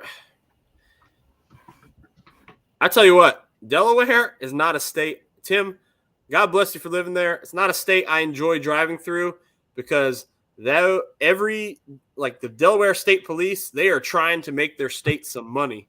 They are out in force and they pull over everybody. It seems like they do. It seems like there's a ton of them out there. When I was driving through 95, or was it 95? No, it wasn't 95. When I was driving from when I lived in Virginia Beach, I was driving to the American Muscle Car Show up in Pennsylvania. We cut through Delaware. Man, they were all over the place. 495 economy for ouch. So you guys will be experiencing that $7 gas soon. Yep. Next gen's here. What's up, Next Gen? Haven't seen you. Well, no, I saw you not too long ago. Ford Tech Life. What's going on, buddy? Yeah, what's up, Ford Tech? But you know, he knows a lot about those electric cars, I think, because he works for the dealership, don't he? Yeah. But he might not be the guy who they sent to the tech training to work. Well, I get you eventually. I guess eventually they're gonna have to send all of them, right? They're all gonna have yeah.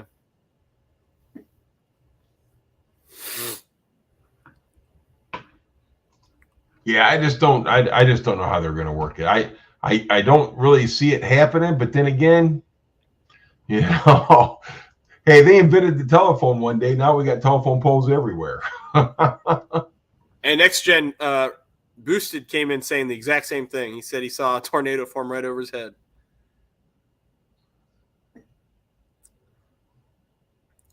Yeah, we got some nice weather here. Oh, Jesus.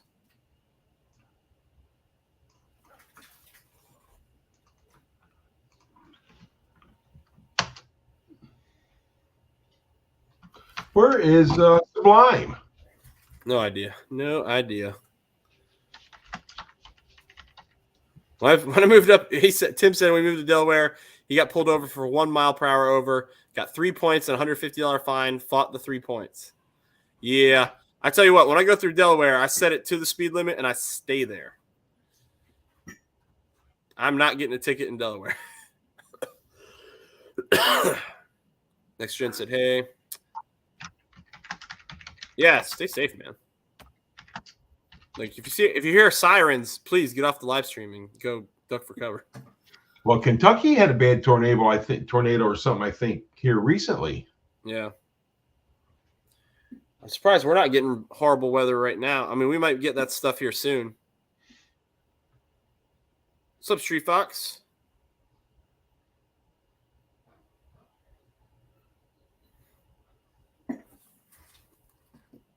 Street Fox 347. What is going on, buddy? He's got a couple nice Fox bodies, man. Yes, he does.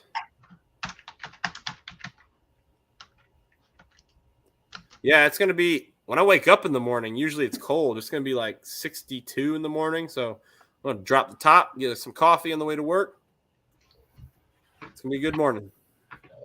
Yeah, shoot, it was 55 here today. Yeah, I'm checking all the fluid in the Fox tonight, so I can make sure it's good to go. It's been sitting in the garage for a while. Is it leak oil or anything or? Yeah, it leaks. It wasn't leaking that bad, but I started putting the VR1 in it, and the VR1 seems to leak a lot. Mm. I mean, not a lot. I guess let me put it this way: it leaks as much as my MGB did, or less. My MGB leaked a good amount for a 4-cylinder. But don't that Fox hold a little bit more oil than an MGB? Yeah, and I mean it's not. It has never gotten low. It just looks bad because I put a pan under it, and so it spreads out on the pan. It just looks bigger than it is. Right. At least you're catching it before it stains the floor. Yeah. Well, I bought 2 of those pans from AutoZone or Advanced Auto. I just stack them back to back, and that way I catch anything that's leaking from the trans or wherever. But I mean, the car. I mean, it's old. It's got some leaks. It's not perfect, but you know, it's a driver, and we're supposed to do a Foxbody cruise this weekend, and we got a group locally of like 50 Foxes, but I'm hoping that we get at least 20 guys to come out. It'd be a good little group.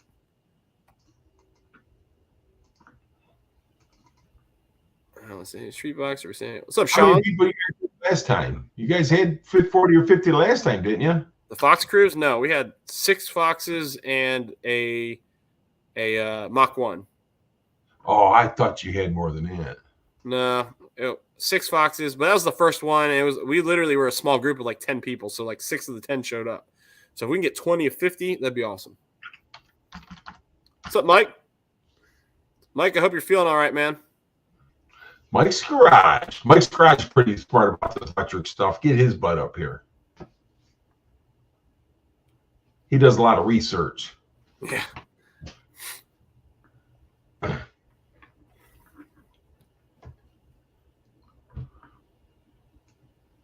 Yeah, I'm just with the way prices are right now. I'm just hoping that my daily driver lasts me until I get out of the Navy and I get a new job. And if the prices have gone down by then, I want to buy a Toyota Tundra. If they haven't, then I'm going to buy probably something more cheap on fuel. Boy, I hope they go down because they're killing me. I'm telling you that right now. I haven't bought anything. And usually I buy a lot of cars. Yeah.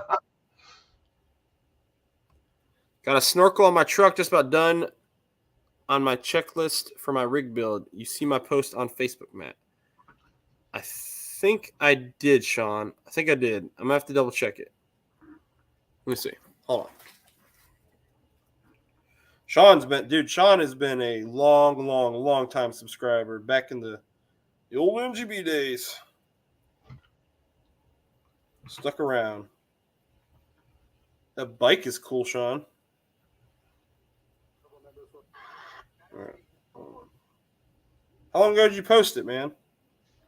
Oh, there. Oh, yeah, I did see that. Check out this F-150. I got to share this. This is pretty ridiculous. Not ridiculous in a bad way, in a good way. That is awesome. Oh, man. Hold on. Let me see if I can.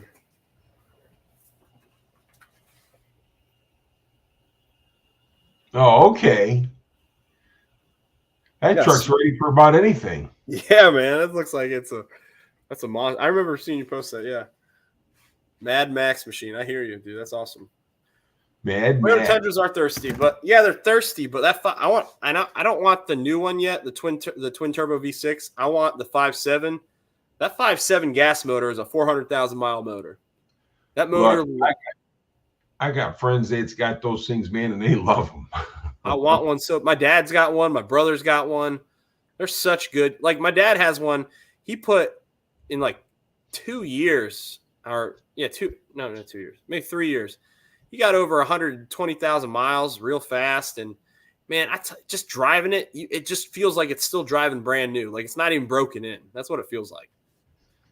And like and the way I take care of my cars, I know I do better. I think I do better than my dad. Like I'd be running fully synthetic fuel, everything in there, and it would. I'm sure I could get it last forever. Let's see. What happens if they get blocked? Well, if you get blocked, you can't come back. Mad Max machine. Yeah, dude, it looks awesome. Did I miss the cruise? Which cruise?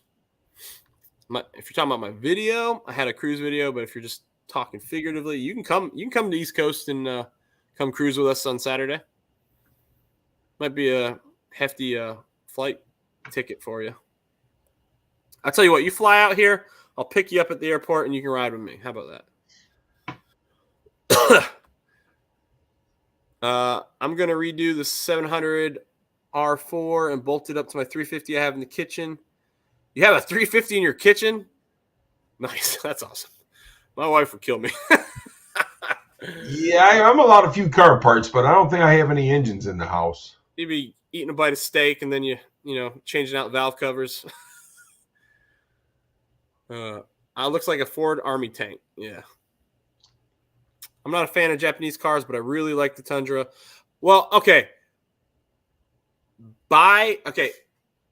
Saying it's a Japanese car is not accurate. It is the most American truck that's made. More parts on the Tundra than any other truck for pickup. Any other pickup are made in America.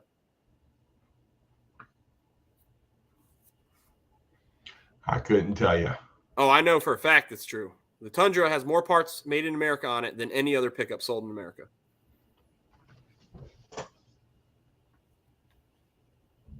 So it is a Toyota by name, and it's designed by Toyota, but it is by far an American vehicle. Toyota tax is real though. Well, I think you're talking about the premium you pay for a Toyota. You pay that extra price because it is a reliable car that's going to last. Like Toyota doesn't in general make bad cars. They last forever. Bye, Felicia. Did he say something that I missed and you guys kicked him?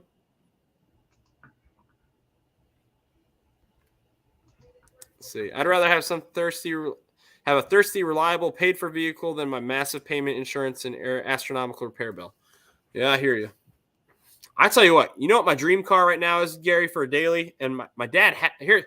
See, I've been working for a long time, and I think my wife's starting to come around to stuff. Like when people give you things that are of value, you don't just turn it down because it's inconvenient to store it. Like you figure out a way, and then if you want to offload it later, you offload it. So like back in the day, my dad was going to give me an 87 Toyota pickup with that 22R motor. That's a bulletproof engine. That engine lasts, it had 250,000 miles. It was running like it was brand new. You can't kill that engine. They showed videos of those things running without oil for days and like just being fine. Like it's ridiculous. And he was just going to give it to me. And my wife's like, oh, we don't have it. You already have 4 cars. You don't need another one. I was like, that's not the point. It's not the point. I'm going to tell you something. My brother-in-law had one of those trucks, and he regrets it to this day that he sold that thing. Oh, for sure, man. It is a great truck. And I learned stick shift on it. I love that truck. Like, you could shift the piss out of it if you wanted to, and you're never going to break it. It's not enough power. But I see what you mean. I've had my 70 for 40 years. That car's at some points it sat outside, another point, but I always kept it. And then when I got sick, I sold it to my oldest brother, and he had it for 8 years, and I bought it back from him. So I was lucky to be able to buy it back. Tundra made in Texas, absolutely. Let's see. Info on the stream says Cars and Coffee. Oh, yeah, I'm just talking about. Yeah, so I was just talking about I'm doing a Cars and Coffee Foxbody cruise on Saturday. Just basically when I title things, guys, it's just kind of updates on what's going on or what's coming up. Yeah, so Pigeon Forge has been on fire, like wildfire. And Ponies and Smokies is coming up in a month. And I think they put it out. I think I was reading it earlier, but I'm hoping that I don't know if like my Airbnb was affected or anything. I haven't gotten anything from the owner, so I'm assuming I'm good. How often do they have fires down there? A lot? I mean, it's in the mountains. Yeah, it's a brush fire. What's up, Mike? What's up, everyone? What's going on, Mike? Sean Ryder says, I snuck a motorcycle in the house once. Good. Do not recommend. Yeah. Yeah, Sure, I do I that. think I brought a mini bike in the house. That's kind of cool. I saw a couple guys rebuild a 4.64 valve in the kitchen, and they were building it and timing it. Of course, it was two guys renting a house, no girls in the house, because otherwise it wouldn't have worked in the kitchen. Yeah, my decorations for my house when my wife we were engaged, she moved in, and my decorations changed drastically. It was not nearly a man hut anymore. So Star Wars is out and all the other stuff. Well, I had like dumb stuff, man. I had when I used to go shooting a lot, I had a range target that was like a zombie, and it had like all the holes in the head where I shot it, and I just put it up on the wall just because. And that's cool. Just things a college kid would hang on his wall. I still living that life like fresh out of college, and then maturity set in, and my wife moves in, and she decorates her house actually nice, and I really can't complain. So you didn't do the college dorm thing to where you have like all the beer cans stacked and beer bottles and stuff like that. So we had a dorm. I had a dorm. So I lived in a dorm for 2 years, then I lived in an apartment for 2 years. And the dorm life was pretty cool because it we had this it was like a U shape. There was a common room in the middle of my dorm and there was a bunch of guys from ROTC with me, and we had there's some crazy times in there. It's always messing with people. We used to we really mess with each other. Put like icy hot in someone's towel while they're showering. Oh, Nice. Come out, and all of a sudden you just hear someone yell, "My balls!" Did you ever penny someone's door shut? No, we never did that because if they were ever late for something, then we'd be in trouble too. So I did that before. Was for finals. So Yeah. I was at Western Illinois University, and so it was the day before finals. Everybody's out partying the night before. So I'm in, and I thought it'd be cute to penny a bunch of doors shut, and people come back trash and they're pounding on their door because they can't get in, and then they get in trouble with the RA. Good times. Well, I never did that because the Navy has a great way of if someone else screws up, then everybody's failed. So because it's like they put it on like your peers to, you should have checked on them to make sure they were okay because they you live with them. So if they were to miss like PT because they were stuck in the room, then everybody's life would be a living hell. So it was never worth it. Juice was never worth the squeeze. I'm sure when you get behind the wheel of your 70, it brings back when you were young, Mr. Mach 1. Gary is young. What are you saying? Yeah. Gary's not young anymore? he's calling me old. Hey, the way that you're working on that car, Gary, and your channel, restoring that, you have to be young to be able to put in that much effort. There's no way around it. All that Gary, body work and how well that you got it done, only a young man could pull that off. So those interior pieces look like they're brand new. They're in good shape, but they need to be painted because they're faded because of the sun. So that's fade. It's just not it's not made a lighter color. Some of it is a lighter color, so I don't know how the dark color and the light color got involved like that, but it's all going to be darker when I'm done with it. Okay. I have a 350 in the kitchen and a roll cab toolbox in place of my dining room table and a workbench over the fireplace. Oh, man. So Sounds do like the women come over? That's the question. Well, she is a woman. Oh, yep. Oh, my bad.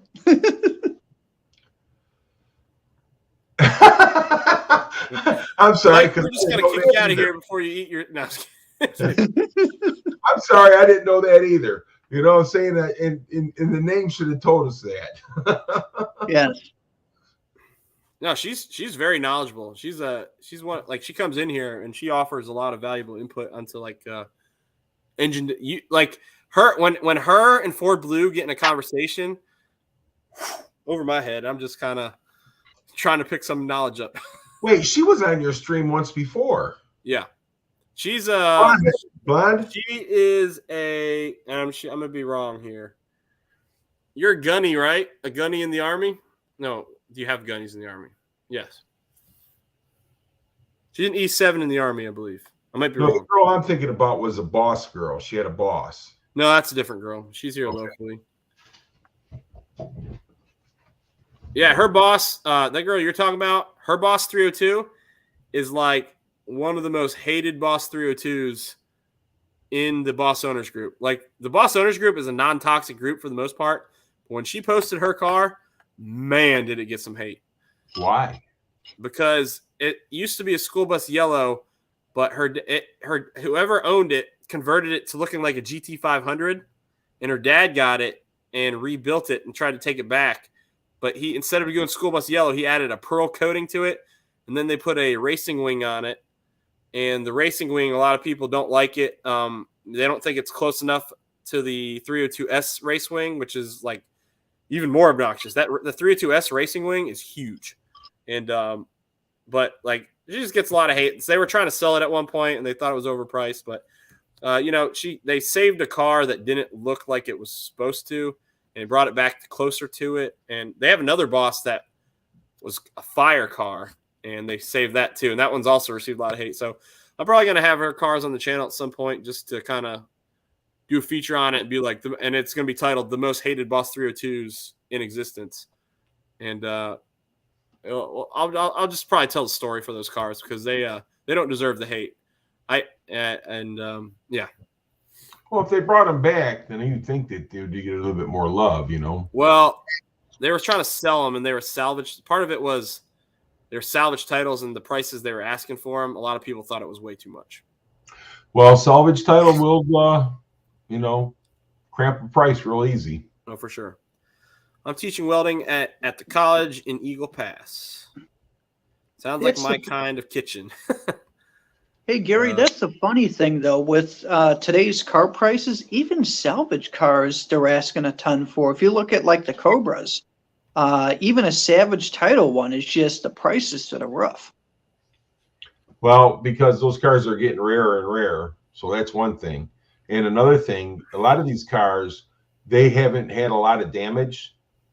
So you can go back and you can pull up like a report on them, and it'll tell them if it was like a fender bender or whatever it was, because every state's different on the salvage thing. What's up, Mike? Barbecue Mike? So they bring, now if you get a flood vehicle, they're hard to get rid of, man, because there's a lot of electronics in cars nowadays, E6 promotable, got it. Makes sense. But yeah, with the Cobras, they're just, they're getting far and few between. So people's paying the long dollar for them, and they're asking a long dollar, and they're getting it. Hey, Tim, you have a good night, sir, and thanks for hopping in here, as always. Tim Windsor, he can't go nowhere, man. He's just like part of the thing, man. Senior leader course. Okay. Tim's stuck for the duration. How long is that senior leader course for you guys in the Army? I think if I were to send a chief of mine, I think I'd lose him for, I don't know how long it is. I think it's I want to say it's 2 months. Might be longer. I'm blessed where I work. I got some great senior leadership that work for me. Wasn't always that way, but now I've got some good people in place. Downhill Daddy, I spent 6 years, 5 months as an E5 waiting on points for promotion. There are a lot of people that are E5 for a while. So apparently she's a badass. Yeah, she's in the Army. 6 weeks. Okay, so it's almost 2 months. Do I give shout out? I mean, if people, let me put it this way. I give shout outs if they're generic, or if that might not be the right word. If it flows with my conversation and someone comes in and I have a story to tell about them or something I've watched of theirs that I enjoy, then I'll shout it out. But I don't just randomly shout out everybody. Like, you should see people in the stream, and then most of them have channels. Go check them out. But I don't just shout people out randomly. If there's someone who I talk to all the time, like say Gary's more subscribers than me, but say Gary was coming up on 1,000, and I'd talk to Gary all the time, and I like Gary a lot. I would shout Gary out. That's how I do it. I got shouted out similar to that. Like the person who shouted me out, they don't shout out everybody, but people like Mike. Oh, Mike's an example. Yeah. So Mike got close to 1,000, and I shouted him out because I talk to Mike all the time.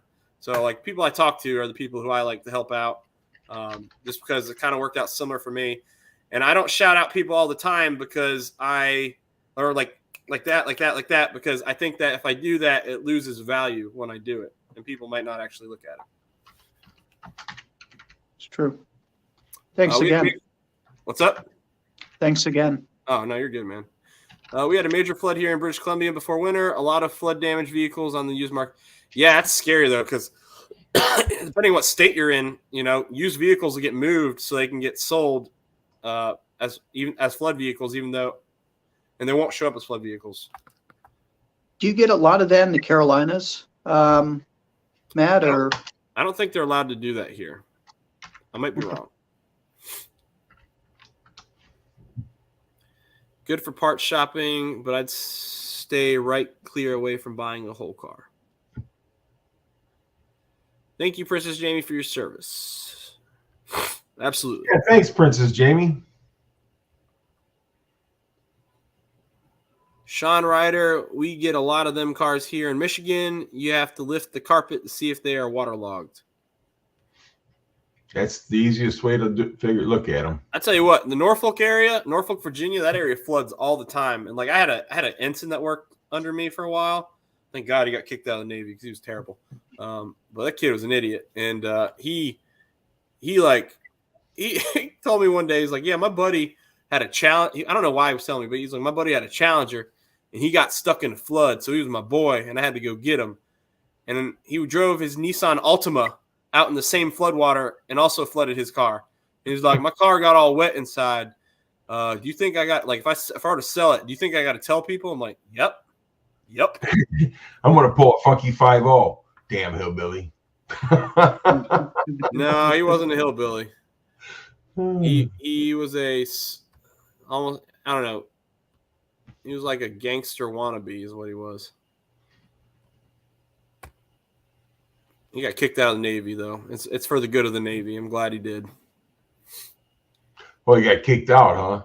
Is it pretty easy to get kicked out, or? No, I mean, you can get kicked out if you want to get kicked out. It's not hard.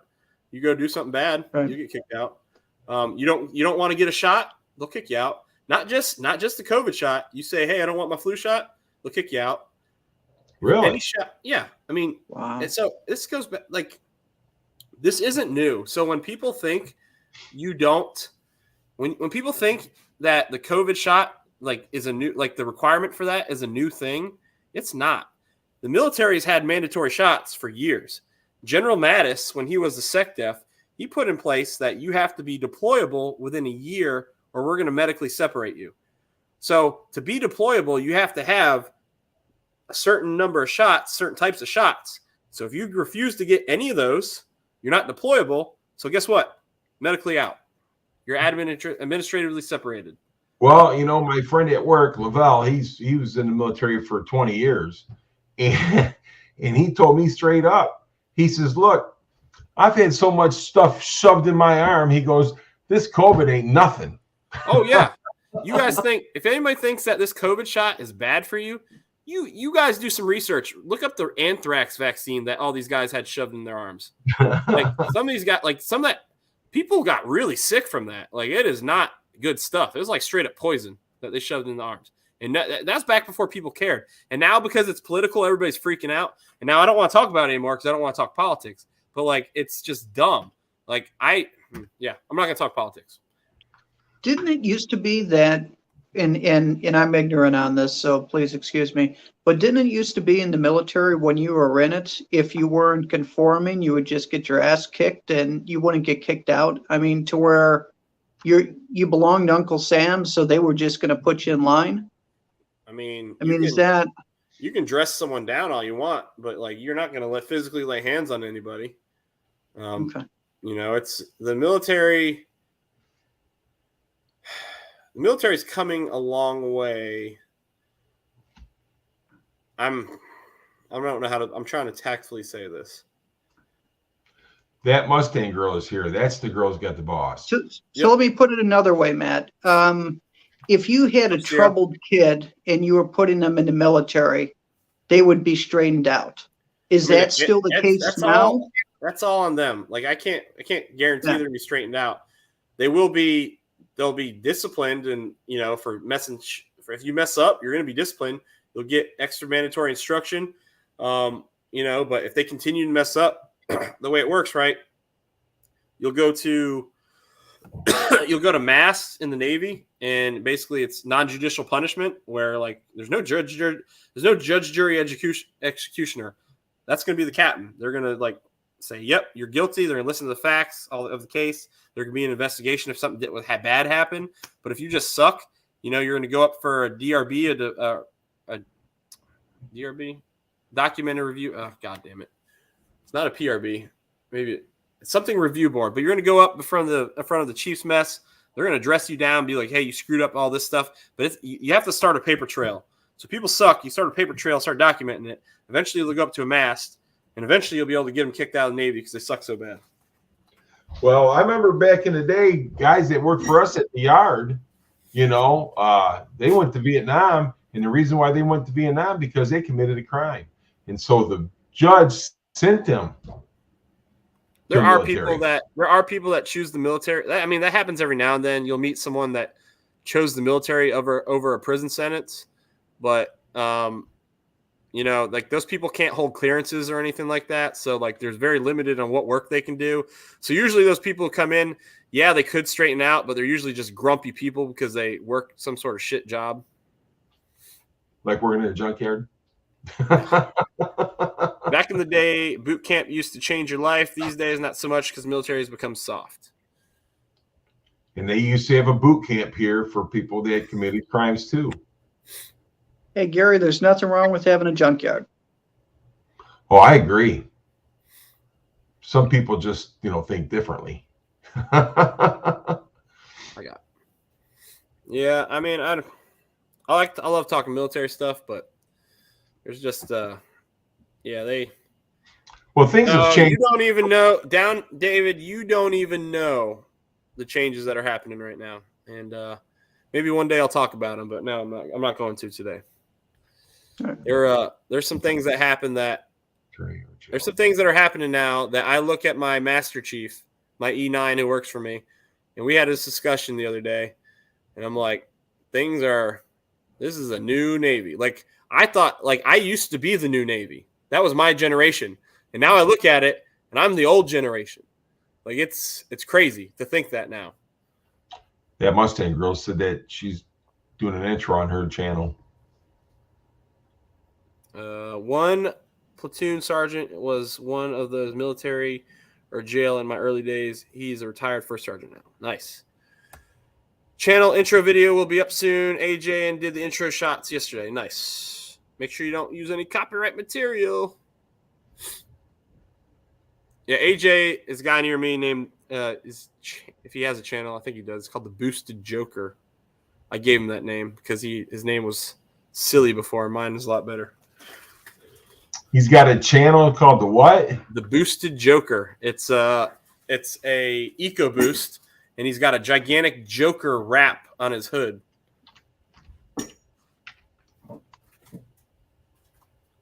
What you buy, Noodle? What new car did you buy? Yeah, I need to get with AJ because I need AJ to shoot some rollers for my car. I need some B-roll footage. I never have anyone to shoot it. So if AJ wants to meet me on my way home tomorrow, he can get some for the Foxbody.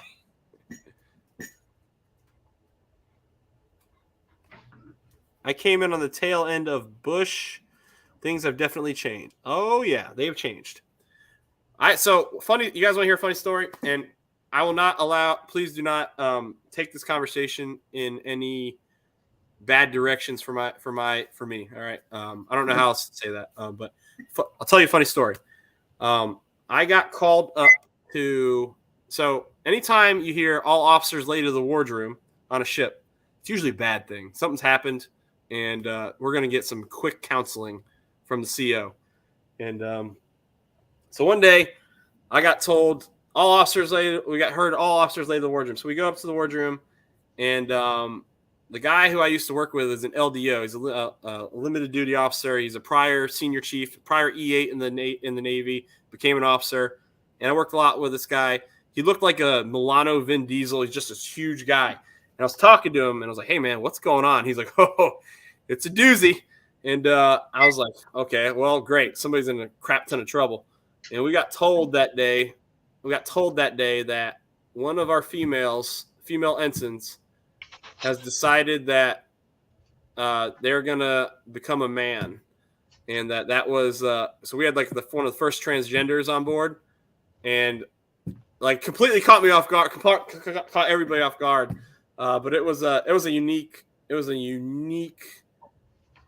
call to the world. I never thought in a million years I was going to hear that.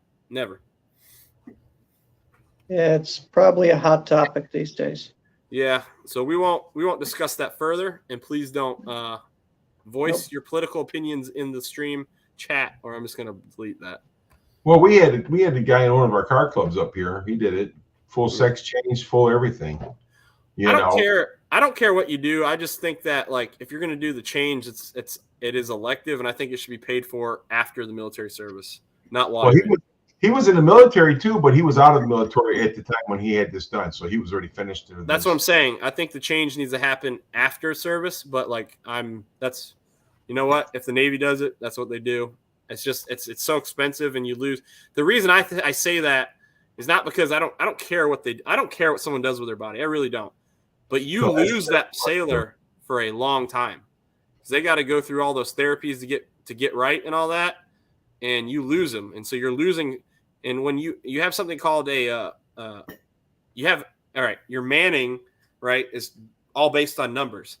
So if you have someone who's gone for medical, no one sees that you've lost that person. They think they read it as he's there, even though you don't have a body in place. So essentially, if I send somebody and I lose them due to a medical procedure, then I've lost them, and I have no one to replace them.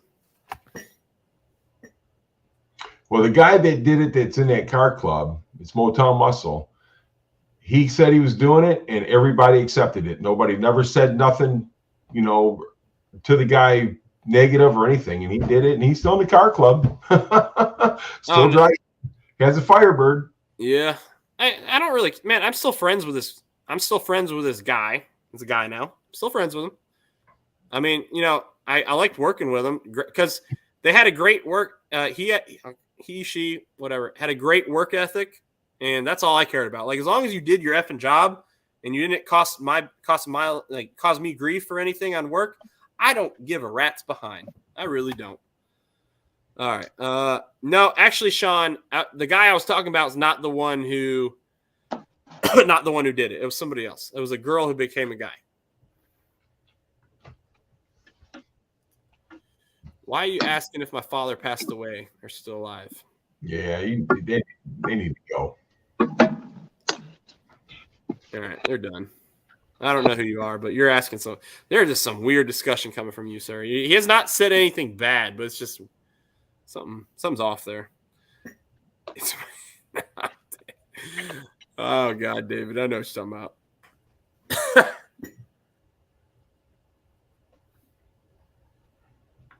Oh, but it's kind of cool talking about Navy history, stuff like that.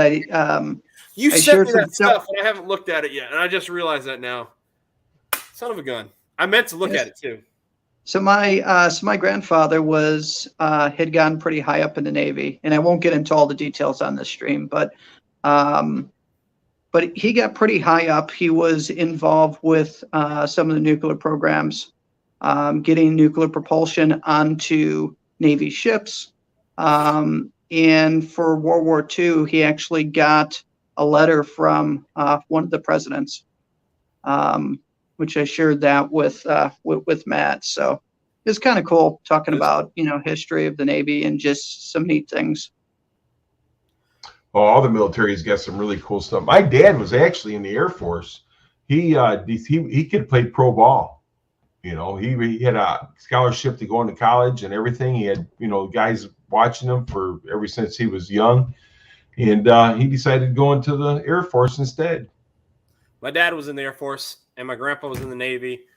I wanted to join the Air Force because I knew it was a better life. Let's put it that way. And I think I missed the deadline for applying for the scholarship. And like the only scholarship I applied for was the Navy scholarship. and I, basically based the story on you have to do a narrative about yourself and talk about why you deserve it or why you want it. And they don't want you to the one thing. So like colleges, when you apply for college, they like to hear the humble story, right? Navy scholarship is not that way. Like they want you to talk about why you are anytime you write about yourself in the military, like they want to hear on your fit rep or your eval or anything why you're the greatest thing since sliced bread. And so you're supposed to talk it up, everything. So like I basically said, my grandfather is my mentor. And this is true. My grandfather is my mentor. He went into the Navy. He was an engineer. He's the reason I became an engineer. And that's why I am. He's why I am what I am today. Nice. Yeah, my dad got an honorable discharge because he couldn't fly. Because every time he went up in the airplanes, his ears would start bleeding because he was kicked in the head so much playing football. So we do this thing. Oh boy, somebody's trying to come in. We do this thing. So the officers, when you're going through RTC, your summers in college, you do these things called cruises. Your first summer is something called Courtramid, and they send you for a week to subs, a week to aviation, a week to surface warfare, which is the destroyers and stuff, and a week to the Marines. Marine week, I got sent here where I am now, and it was so much fun. You got yelled at a lot of getting yelled at all the time. Like they bus you down from Norfolk down here to Camp Lejeune, and they park the bus outside this building, and you're just kind of sitting there waiting to see what happens. And all of a sudden, you see all these gunnery sergeants come exploding out of this building, and they're sprinting towards the bus, and you're like, oh, crap. These guys are about to destroy us. And they come on that bus. They're screaming. They're hustling you out of there. Got yelled at a lot. If you had glasses, God help you, because you got called portholes every single day. And portholes are like the Navy windows, right? So they call you portholes, and it was hilarious. All three of us are wearing glasses. Yeah. But it was funny, man. I got to do so many cool things I never get to do.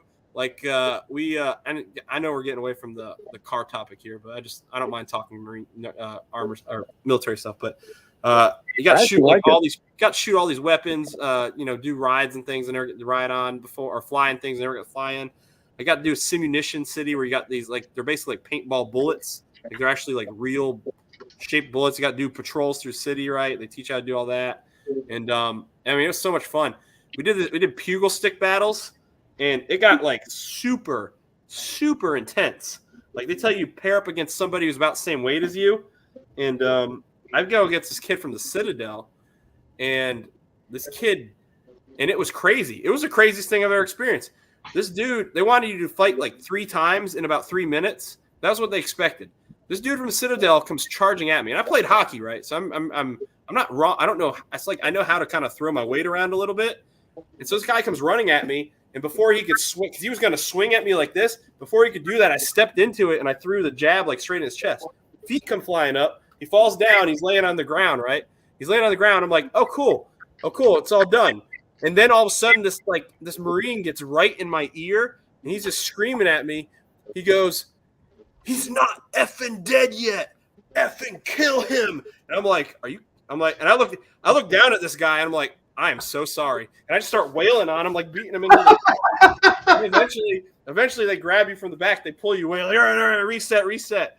And so this kid, but at this point, like we're the same size. He's this big guy too, but he's like terrified now, and he gets up and he's like all jittery because I just beat his ass into the ground, and he's like doing this kind of number. And so they hike us in again or whatever, and the guy comes walking in like this. And he's a little more weary. He's not charging me this time. And he kind of tried to do one of these numbers to do the same thing I did to him, but he missed. And so I wrapped mine behind his head and I threw him down to the ground again. And this time he's face down and the Marine's looking at me and he's like doing this. And I'm like, oh my God. And so I'm like getting on the back of this guy, just beating him into the ground again. I'm like, God, these guys are like, you could tell the Marines were just getting excitement from just seeing us kill each other. So it was a good time. Some kids got hit so hard that they lost their flight clearance because we actually got to fly the next week in a T-34 plane where they gave us the stick to fly. What kind of stick was it? What's up? What kind of stick was it you was hitting this guy with? It's a pugil stick, so it's like a hard padded. It looks like a giant Q-tip, except like the pads aren't like plush pads. They're hard pads.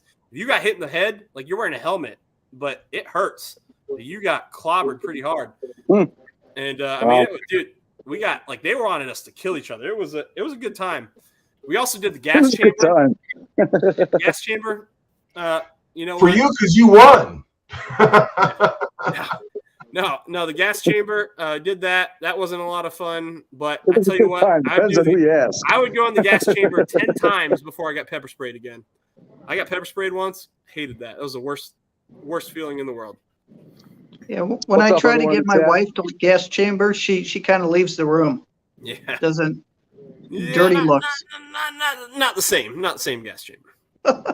Well, to her, it might be the same. She was in the Army and she went through all that. She said mine's worse. But yeah, man, Marine Week was awesome. P30, the Aviation Week, they took us up. Got to get a bunch of tours of planes and different squadrons and stuff. And then they take you up in the trainer plane and they give you the stick. And you get to fly for you're supposed to fly for 45 minutes. They take you down. But I was the last flight and the lieutenant commander took me up. They let me do all these aileron turns and stuff and all these you got to do loops and all crazy stuff. And they're like, she's like, hey, you did really well. I'm surprised. Most people get motion sickness by now. She's like, you want to fly us back? I'm like, yo, yeah. So by the time I level out, then your stomach's starting to settle, and I start feeling like I was going to puke. And I held it in, but I had a buddy who went up there with a Air Force graduate straight out of flight school, and he went up to the guy. And he goes, I bet you can't make me throw up. And he came out of that thing. Man, he was covered in puke. It was the nastiest thing ever. He said the guy went straight up. He stalled the plane out. So imagine being in an airplane and going backwards and feeling yourself go backwards. The moment of panic. What are we doing? That was it. So I was just saying, Gary's right. Yes. RAV4's got work getting done on his house. So he said he's going to be absentee for a little while. He said, I'm getting a break. Because he has to be up in the morning when the workers get there and stuff. What's going on, Matt? I hear you, Brody. Hey, Brody, you do what you got to do, man. Every time you come on, I always say to myself, I'm going to ask this question, and then I forget to ask the question. And right as you're leaving is when I always remember it. It's like, hey, Michael, he's gone. I'm like, shit. So do you have a timeline on when you're going to be able to start eating some good food? Hold on. I got to answer this question. Hold on, guys. Hey, Brody, yeah, do what you got to do, man. If you leave it inside, like I said, you're going to lose your car from it has to be in by 11 p.m. on Thursday, but you get it back out at 4 p.m. on Saturday. So you lose the car all day Friday and most of Saturday. I have a ride, so I'm riding with my dad. So if you don't have a ride, I'd recommend just staying outside. I was just telling you, man, if you wanted to put it in the bus display because you were talking about it. All right, go ahead.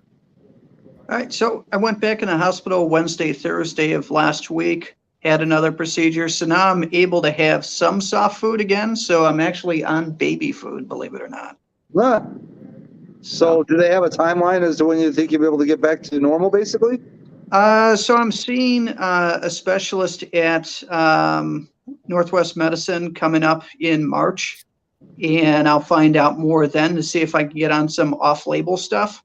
If I can get on some of the off-label meds, they're probably not covered by insurance. There's one that I'm looking at. It's around $3,300 a month. If I can get on that, I'll pay for that and just move forward. Dang, man. Damn. It's only money. Yeah. I hear you. Hey, I mean, when you look at things, everybody's just trying to get through the day, and they get through work and they're just trying to get through the day. Me, I'm just living for every day right now. I hear so it's a different philosophy. So money and that kind of stuff doesn't matter anymore. I got you. That makes sense. That does make sense. But enough on that. Oh, Brody, tell your dad, my car is going to have an effed up me installed bulk sheet of 3M film on the front that is not near perfect. No, cars are not show cars, Brody. My car is not a show car. You'll be good, man. They want the boss cars in there. Believe me, mine's not a museum display car. These little Power Wheels are going to be all chewed up because my kids crash them all the time. Hey, if you want to do it, dude, do it. If not, no worries. So Sublime, here you go. Ha! Gerber. Good old Gerber. There you go. Yeah, Mike. What Victor said here. Ding's already here. Echo that sentiment. Yeah. Still here. Thanks, Victor. And Mike Hall, you asked earlier. Yes, I am still going to Fort Takeover. Having trouble finding where I'm going to stay, but what did I missed what Mob's? Why is Mob not going? Because I was counting receipts so I could submit them to my insurance company. basically money thing. Just spent a lot of money last year, traveling several different places, and he was a little miffed about the lack of people showing up to our event at Streetcar Classic, and but yeah, people going to Fort Takeover. So he said he was just going to sit this one out. I didn't. I don't. I mean, it's so expensive to do that. I know, It is.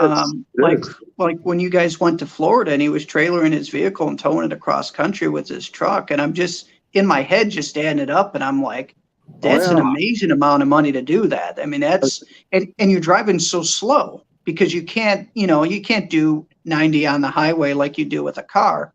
Yeah. So I mean, you have all the stress of driving. I think he had a tire issue. And then just everything else. I mean, that's a big commitment. I will just show my dad that, Brody. Yeah, my car's not perfect, Brody. My car's got 64,000 miles. There's no way it's perfect. Looks nice though. For you, that's all that counts. Mike's Garage. Are you planning on going to Fort Takeover? No, I'm kind of living in a bubble at this point. I got you.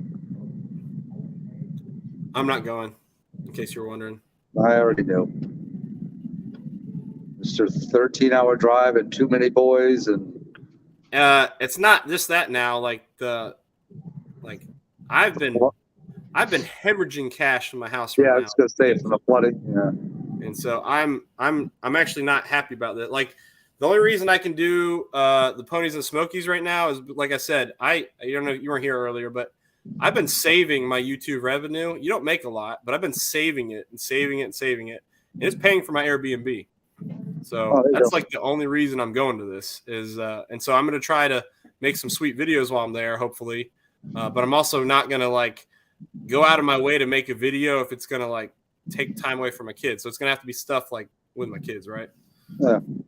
It's all good. Makes sense. Ford Tech Life says he's not going.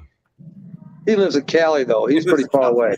I was going to say he's like 3 days away, ain't he? Well, once he flew, just fly in and rent a Ford. Hey, Ford Tech, you do a video of you driving that 65 across the country, or a couple of videos.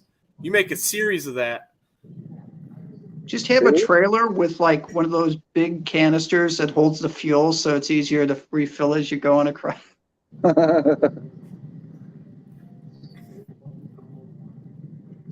But Ford Tech's got some nice vehicles. Yeah, that new Mustang he's got, man, is so nice. All right. Well, I don't think I'm going to stay live too much longer. I try to stay at 2 hours, and I've already gone over that. And I can't even believe we've already done 2 hours. Yeah, well, you know how to do a good stream, so that's why everybody stays on. Well, I try. I just feel like I'm just chatting with you guys. Well, that's what you're supposed to do. Yeah. Yeah, Ford Tech. Well, I'm going to tell you something, bros. For a lot of these guys and me, we got a lot of respect for you for what you do for the military, your kids, and everything else, dude. Because now there's not many guys out there that do that, work that hard anymore for the military and their kids and that. Well, I appreciate that. It's hard to balance everything. I think we would all agree that you do that very well. Yeah. That I try to do. It's not. Some days it's not. You know, I try not to. I would love to do more stuff on here. Like I have so much I have so much available content in this garage, from my transmission sitting right next to me, one-piece drive shaft, clutches, safety loops, all these videos that I can make right now that are just, Sitting there waiting. they're sitting there, but it's it's time. It's everything's time oriented right now, and right now it's hard with the baby. The baby is the thing that kind of makes it. I'm not like I'm cherishing the time with the baby right now because this is my last. It's my last one, so he's gonna grow up, and I'm not gonna have another one. So I'd rather waste not waste my time. I'd rather spend my time doing that, or spending time with the family than sitting out in my garage making videos. But when he gets older, that's gonna be a lot more exciting because my 7-year-old already wants to work on the Fox with me, and I've actually that's something we can talk about real quick. I confirmed, so I did confirm. I think it was last week, and I talked about it in live stream. I confirmed the guy's still giving me the motor. I met him in person, and we shook hands, and I finally talked to him. So he said it's there for me to take. I've talked to a guy with a truck, a buddy of mine with a Fox Group, who's going to help me go pick it up. So now I just got to set the date and go get it. That's cool. And then when I throw that motor on the stand, me and my oldest son will start seeing what we can replace on it, taking things off, drain the, see the state of it. But he says it ran. He's a good guy. He just pulled it off. It needs a new transbolt hole welded in, but it'll run the way it is. Apparently you don't have to have all of them. But Well, there's 6 for a reason. yeah. Back in the day, they only had 5. Well, you can do. God, what was it? There's a video I was watching, or a picture. Maybe it was it Westland Champlin, that he's a big YouTuber. He showed a video of a truck he had, and I want to say he had a pair of vice grips holding something crucial together. He just vice gripped it, and he's like, "Yeah, I've had this on here for 3 years." It's good God. I vice gripped a brake line on my mom's Cougar that I got from her. That the brake line started leaking just past the rear door. So basically, I cut the line, vice gripped it. So basically, I just had front brakes, but at least it stopped the leaking. You know what I mean? Bryce, I appreciate that. Obviously, I wasn't driving it like that for very long, but it worked. Yeah. Well, I hope you weren't. Front brakes do 80% of the work anyway, right? Well, I still have. So I installed that stainless clutch line on my Boss, and you can't see it because it's under the reservoir, or it's right against the firewall. But those retainer clips, right? For whatever reason, the stainless line, when it was getting too much pressure, it kept blowing the hose off, and so I was tired of shooting that fluid, the brake fluid, all over my engine bay because it eats paint, and so it's freaking me out. So it kept popping the clamp out. So I pulled out the stock clamp, and I bought a thicker pin that doesn't quite fit all the way, but I can get it most of the way through to where it's at least, it's for sure holding it in. It just wouldn't come out the other side because it had to be able to bend back together to pop out the bottom of the hose, and it just wasn't bending back together. It was just getting stuck right where it needed to be to hold it. So I didn't want it to pop out by coming up because the other one was just getting pushed off because it was not holding it. So I took a hose clamp and I hose clamped it on there, so it's holding that thing in permanently. You gotta do to get them home. Yes, sir. Yep. Let's see. If I go hit Fort Bragg coast east, I think if I go west, I hit Fort Bragg.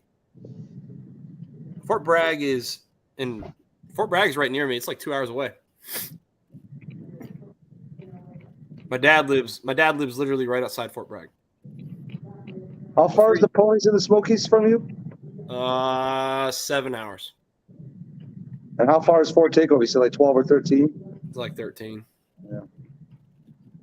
I honestly wasn't even going to do Ponies in the Smokies, but I got the message inviting me in the Boss display, and I was like, you know what? My son's Maddox has eye surgery on the April 1st, so I was like, you know what? This is a great thing to do with him, and because his car is going to be in there and in the big display, and he's gonna have a great time. So I'm not he doesn't even know this is coming. So this is just we're trying to give him as happy a time as possible before something really, really bad happens. Yeah. Well, not bad, but traumatic. So what's new with the GT500? Nothing. She's just sitting and waiting. She's like, I'm ready. We're That's ready when plain you are. The only thing is, I gotta get fixed, and I don't think it's gonna cost me anything. It's on the way back from Florida. A rock came up and put the smallest of smallest, 3 small dimples in the windshield, down low on the driver's side. Just gonna have State Flight put their epoxy filler or whatever in there, but other than that, Turn your heat on it, dude, because it'll spread like wildfire. say what? Try not to put any heat on it. Turn your heat on, your defroster. Oh yeah. It'll spread like wildfire. Yeah, I know. I don't even usually drive that car to where I use the heat, and if I do, I put it on the foot and the vent, not the defrost, because it's 50 degrees or higher, so there'll be no need for defrosting the windshield. Yeah, Colton, I hope we can meet someday, man. I talk to Colton a lot on Facebook. So Smoking the Mountains, where's that at? It's Pigeon Forge, so it's like it's in Seaverville, but it's right outside Pigeon Forge. I'm not sure. It's in Tennessee, somewhere in Tennessee. Right, that's what I thought. Knoxville area, right? Yeah. Yeah,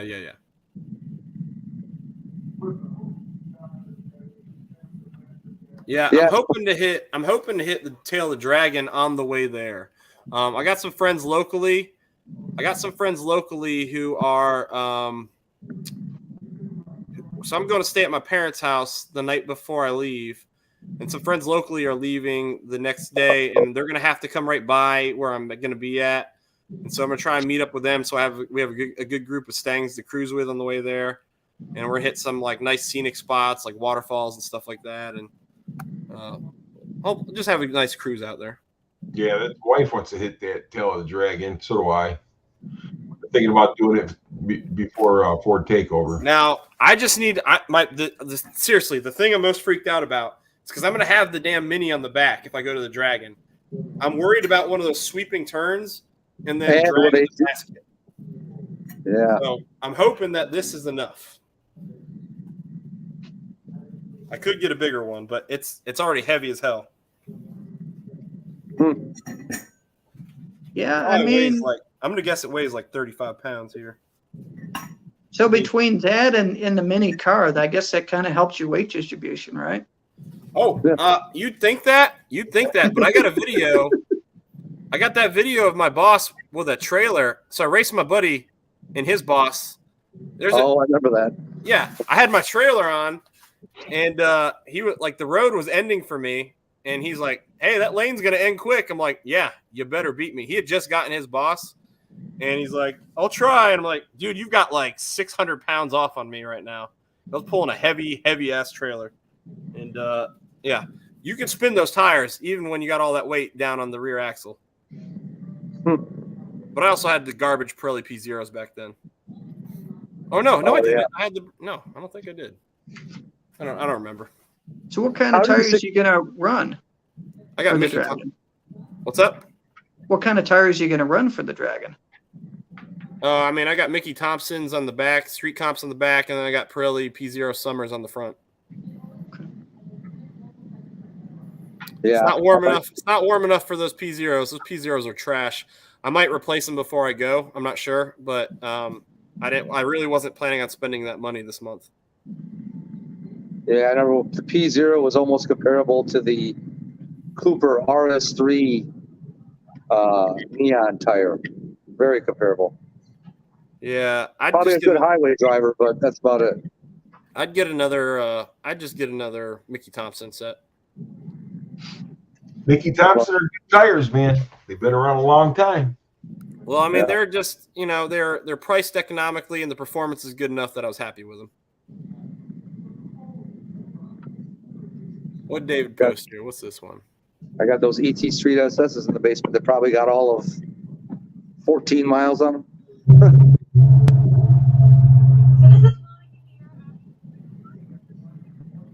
Basically got a chance to test them down in Florida for a little bit. David posted a link to Ponies and Smokies from last year.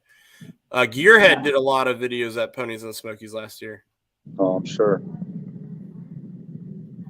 He said, his car was inside and he Ubered. He said, I was messaging him. I was like, how the hell did you get to the shows and stuff? He's like, I Ubered a lot.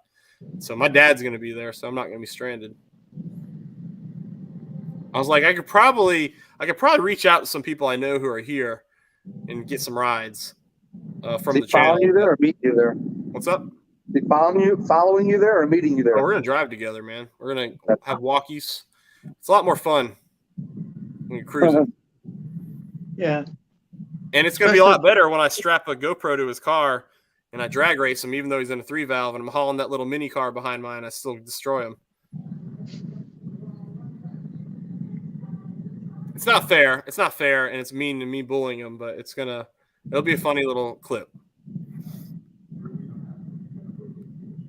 I need to buy a set of drag wheels. And Victor, I would love to, man. But like I said, stuff that goes onto the car, it comes from ad revenue, whatever. And I just I've been monetized now almost a year. And so I've gotten okay, to be fair, a lot of the revenue I've gotten was from Carvana referral checks because I had a code and I was giving it out, and eventually I've maxed that out. I can't get any more from that. So that bought me my one-piece drive shaft that's sitting next to me. And then as far as revenue from the channel, I bought those Roush axlebacks, and I bought the GT500 spoiler, and I'm just now saving. Well, if I get paid soonish, that should pay for the rest of my Airbnb. But I've been saving for all that stuff. I haven't really bought a lot of stuff with it. Carvana paid for the one piece, and it paid for my rebuilt cooling system here in the Fox. So I literally take every bit of penny that I earn from this is going back into this. That's my guilt-free spend as I will money, because I don't spend my paychecks that way. Makes sense. Gary, what do you do with yours? You've got your channel's a little bit larger than ours. What do you do do you put it into your projects, or what do you do? Gary, I can't hear you, man. Oh, you're muted. Why is Gary muted? I was listening to a video that he posted. I don't make a lot. I mean, I make enough. I buy small things here and there for the channel and that. What kind of stuff have you picked up for the channel? Well, my phone, I paid for that with it. There you go. So I mean, yeah. So basically, the cameras and stuff like that. That's cool. Yeah. I'm. It's nice because I don't know. I've just now decided that I'm going to start modding the boss. I wasn't going to do too much to it, but now I want to make it mine. The whole idea of a 13 rear end conversion, that's completely changing the car. So, all right. Well, what rear end conversion was you talking about? So my car is a 2012. I want to put a 2013 rear bumper on. Oh, the rear bumper. Okay, I was thinking axle rear end. Yeah, and then when you do that, the side, the I guess the extension of the rocker panel on the rear bumper, it's painted on the 13s. So I'd have to paint the rocker panels on the 12 to make it match and not look stupid. Otherwise, it looks like your car's dragging its butt. Okay. Are the lights any different between the 2 years, like the tail lights or anything like that? Or oh yeah, that's a big difference. Well, you already switched tail lights. What? Haven't you already changed your tail lights? Yeah, I've already changed the tail lights. But hold on. Try white boss. Have a good night, man. Try white. Take care, buddy. See you, Try white.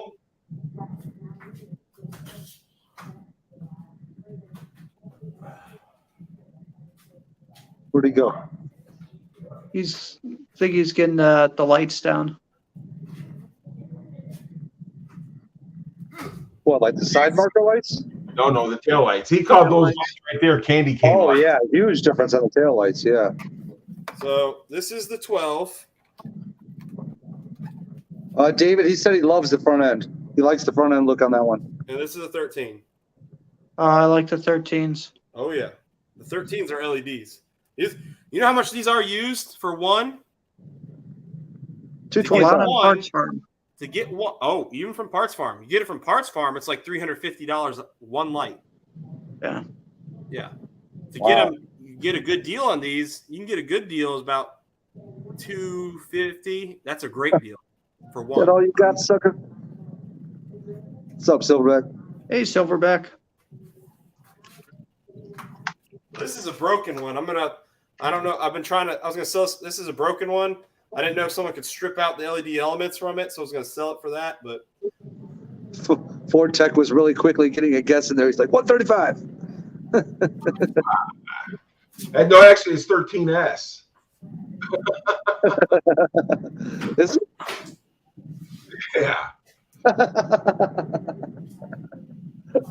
I wonder if the S and the 5 are right above each other on the keyboard. It's like 130. No, the S is no. It's not even near the 5. No Suki. 13S I like. What are you talking about? Is he talking about the 13s? He's talking about the 13 taillights. 13. Yeah. There you go. Yeah, I like those 13s. That does look better than the 12s. I mean, the 12s aren't bad, but those 13s looks like that there's some depth to them as well. They're not, flat. and at night they look amazing. Yeah. And when I put that rear spoiler on, that GT500 spoiler, it's gonna transform the whole rear end of my car. Did you see what it did for Xander's when he put that spoiler on his Mach 1? I have not seen that video yet. Yeah, he upgraded to the 500 spoiler, but then he took the main part of the spoiler and had it painted the same flat gray that is on the mirrors on the car and also on the center whatever you want to call it, center sticker on the hood. So, but he left the gurney flap gloss black. Yeah. David, I'm not changing the front end. I like the front end. The only thing I might do is get a set of 2013 headlights, but I'm not even sold on that. I kind of like my headlights, honestly. I love the front end of the 12. I love the 12 front end. And I love the 13 rear end. Ford Tech's typing. He must be eating while he's typing over here. He's like, God damn it. Oh man. All right. What? I think I'm gonna get off in 3 minutes, guys. So I'm gonna kick everybody over to Sublime's live stream because he's gonna go live after this. Yeah. Hey, Grossford, I just want to tell you, buddy, thanks for having me up. You guys have a great night, and I will talk to you all soon. Hey, Gary, thanks for hopping in, man. Take care, Gary. See you later. Oh yeah, there's a little gap, but you don't even notice the gap unless you're like right next to it. Like if I took a picture from the rear end, you probably can't see it. Oh, why no cowl hood?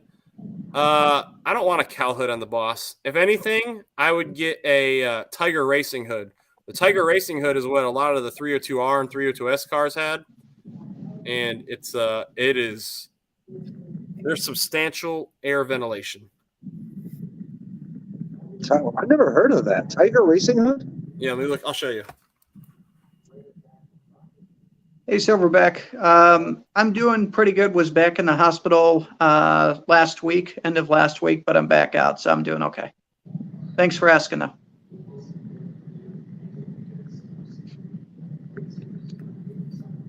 All right, here you go. Let's see. Boom.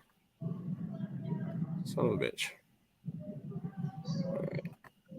Let me share my screen. Get a snorkel. And,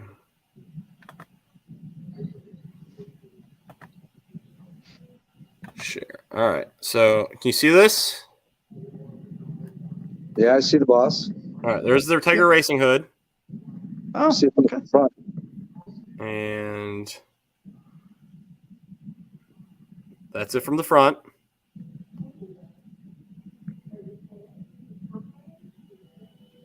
There we go. That's what I want to see zoomed in. Oh, okay. So it's got like heat extractors outside.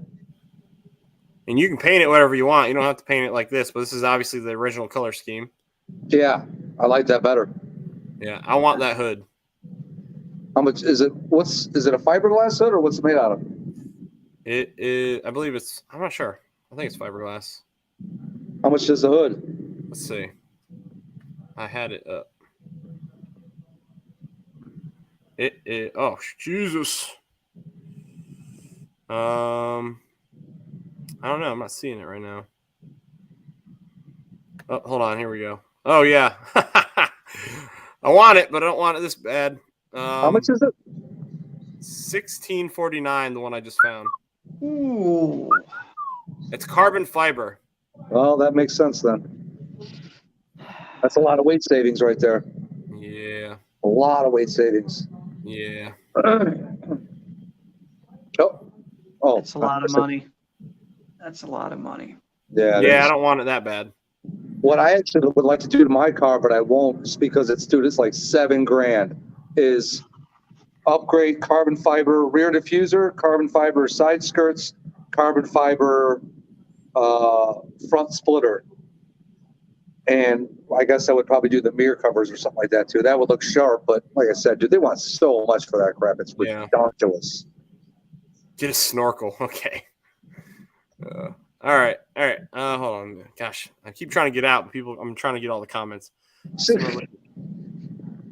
Yeah, I want a Laguna Seca front lip. The only reason I haven't done it is because it sticks out so much further. I'll definitely drag my damn driveway. Yeah, you got a pretty angled driveway. They do make one for 13. It's going good, Silverback. All right, guys. I'm going to end the live stream. I'm tired. I have a headache, and I need to get some rest. All right, sir. Everybody who hopped in, thanks for hopping in. Please hit that like button on your way out, and I should see everybody next week. But everybody, thanks again. Take care. Take care, Thanks guys. for having us. Yeah, thanks for having us. Yeah.